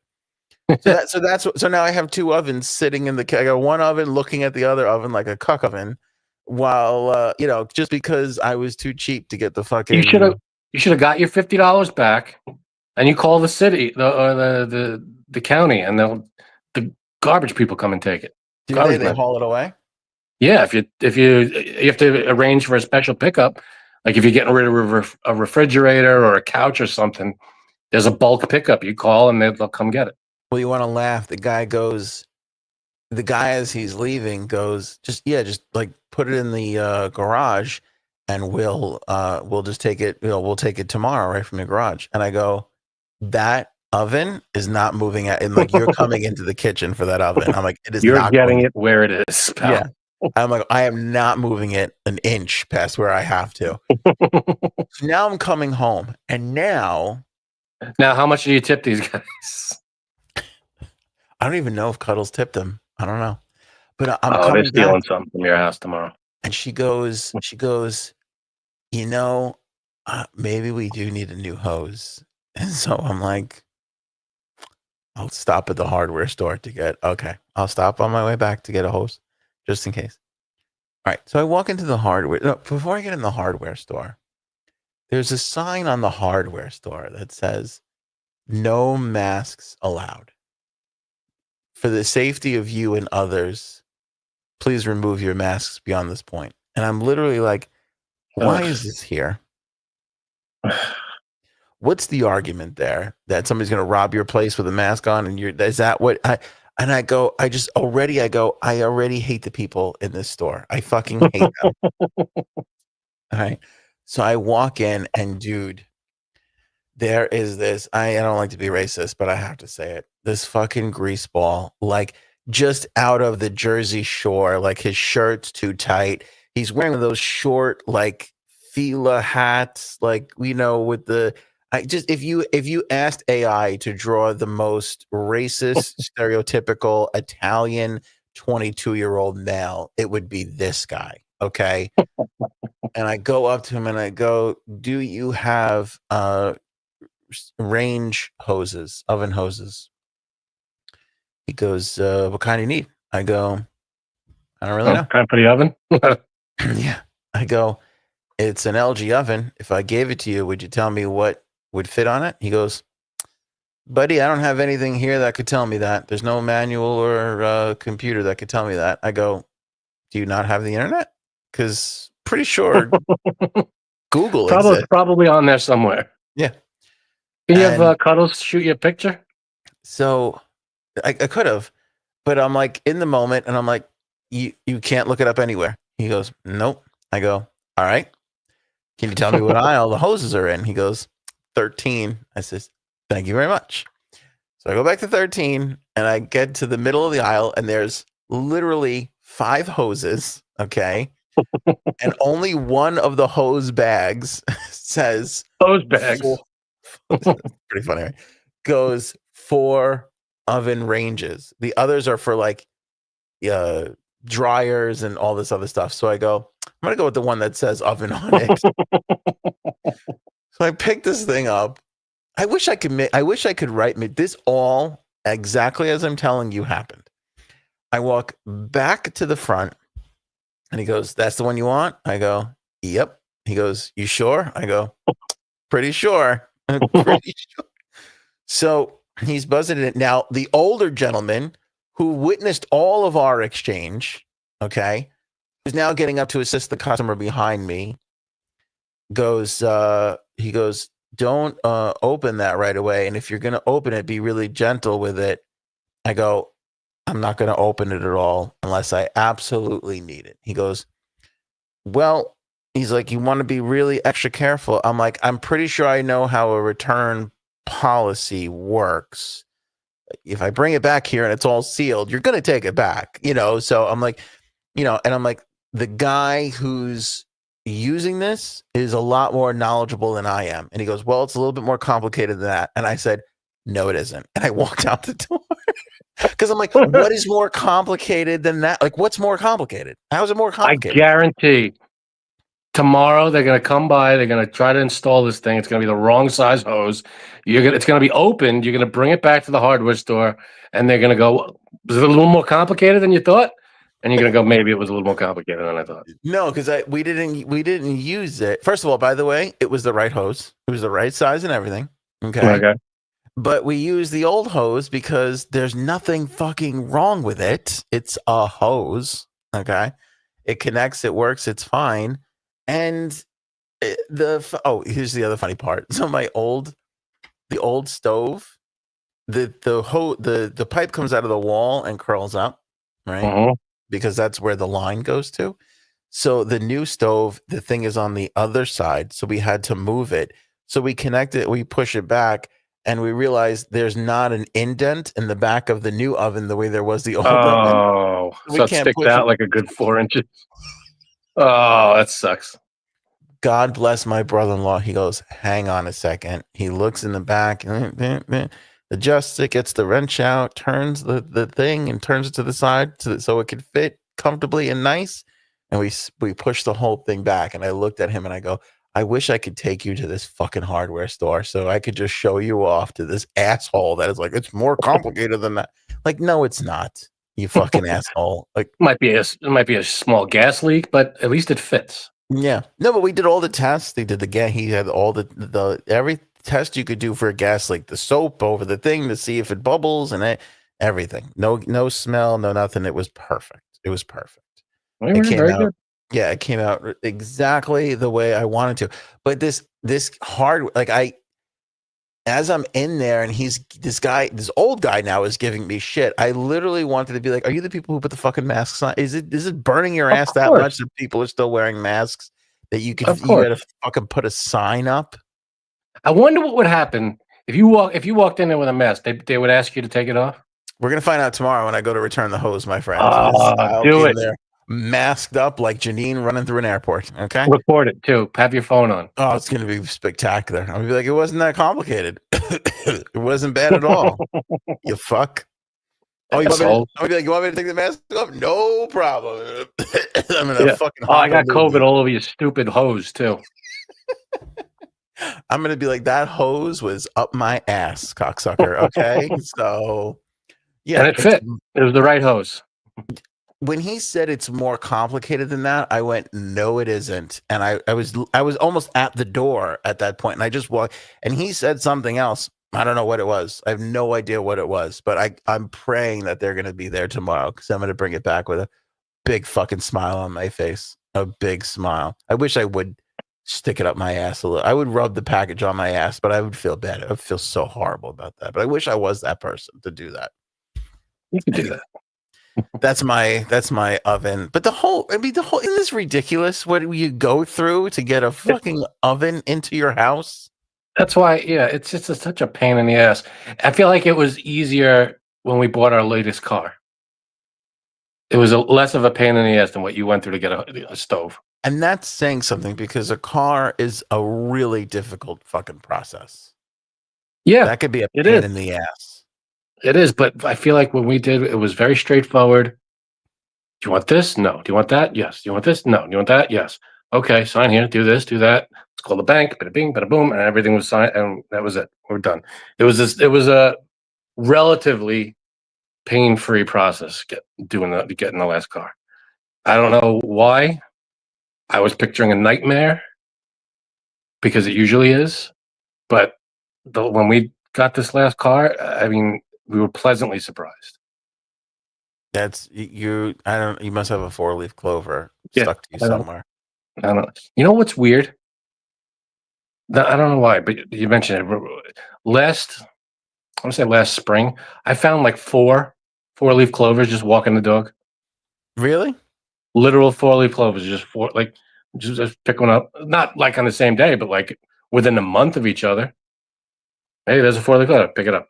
That's because you're the luckiest son of a bitch I've ever met. I mean, the day you bagged your wife, I knew. I was like, this guy's luck is unfucking believable. That was it. That was the turning point in my life. That was like, I'm on a hot streak now. Does she know how over your head you shot with that one? Like, don't you ever feel that way? When you're like, I hope she doesn't absolutely. realize. No, I definitely swung for the fences, and I don't know how it happened, but it happened. So very lucky.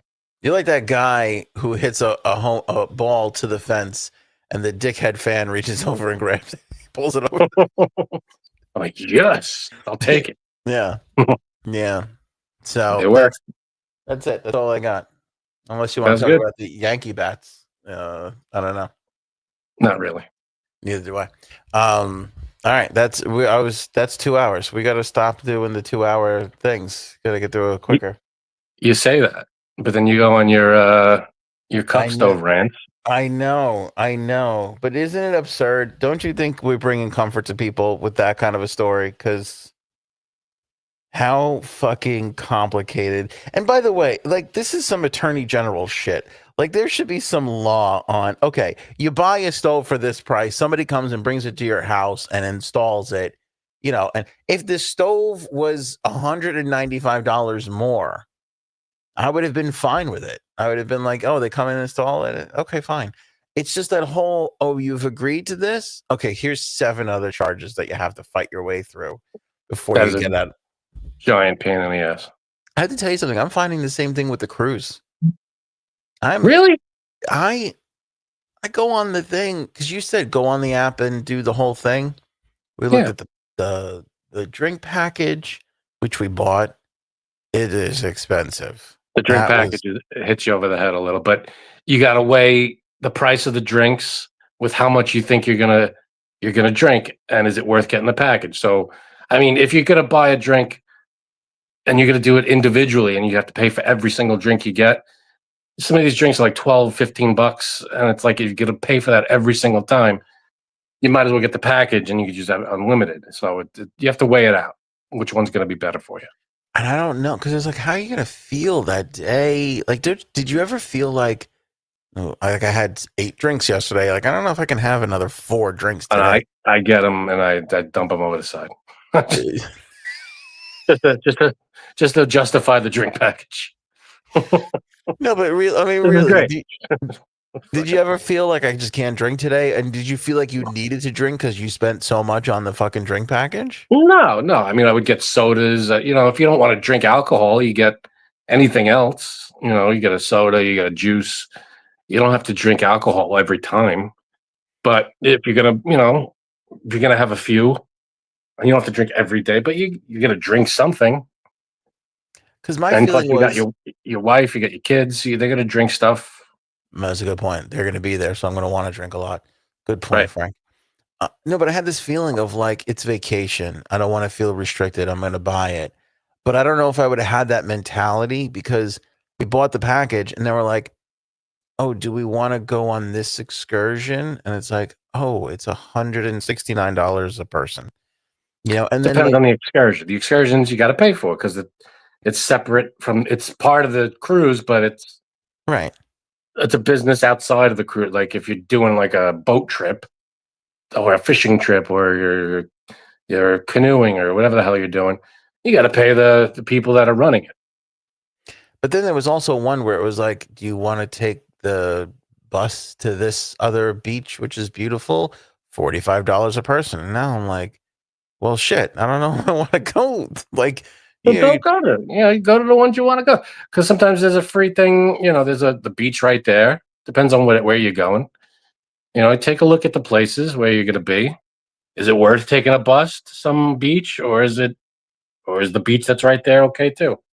Depends on the place you're going. If you're going to, the place that they go to all the time, the regular spot, then you don't need any.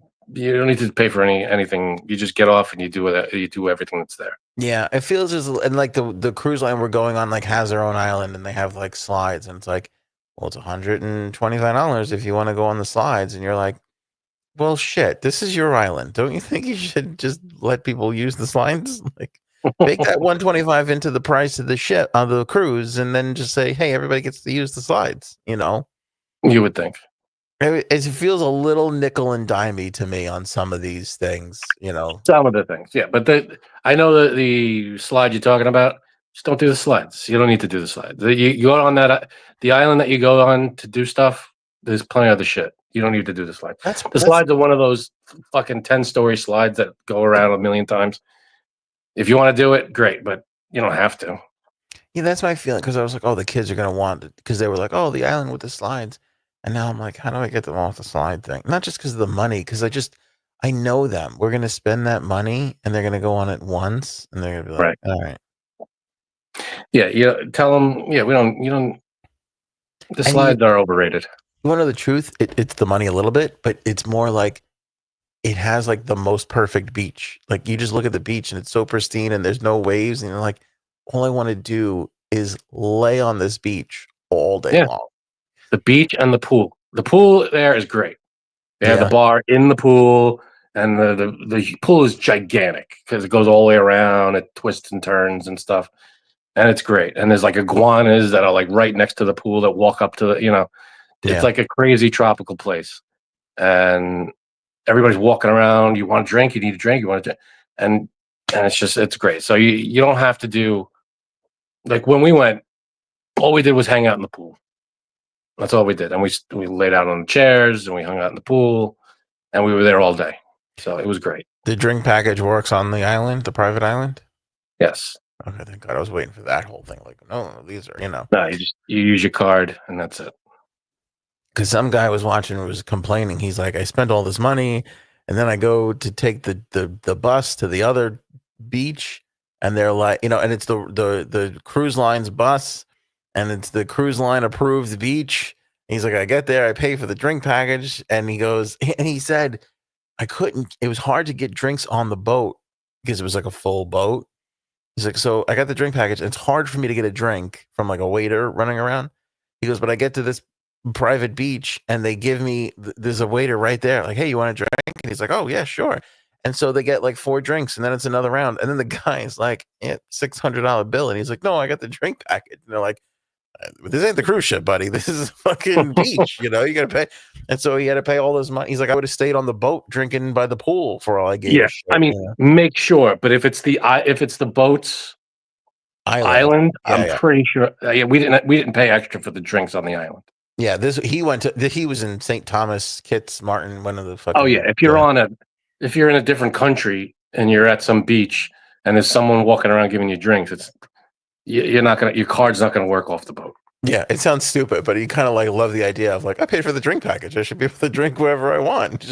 Anyway, I could go to this restaurant here that has nothing to do, and I have the drink package. So. Yeah. No.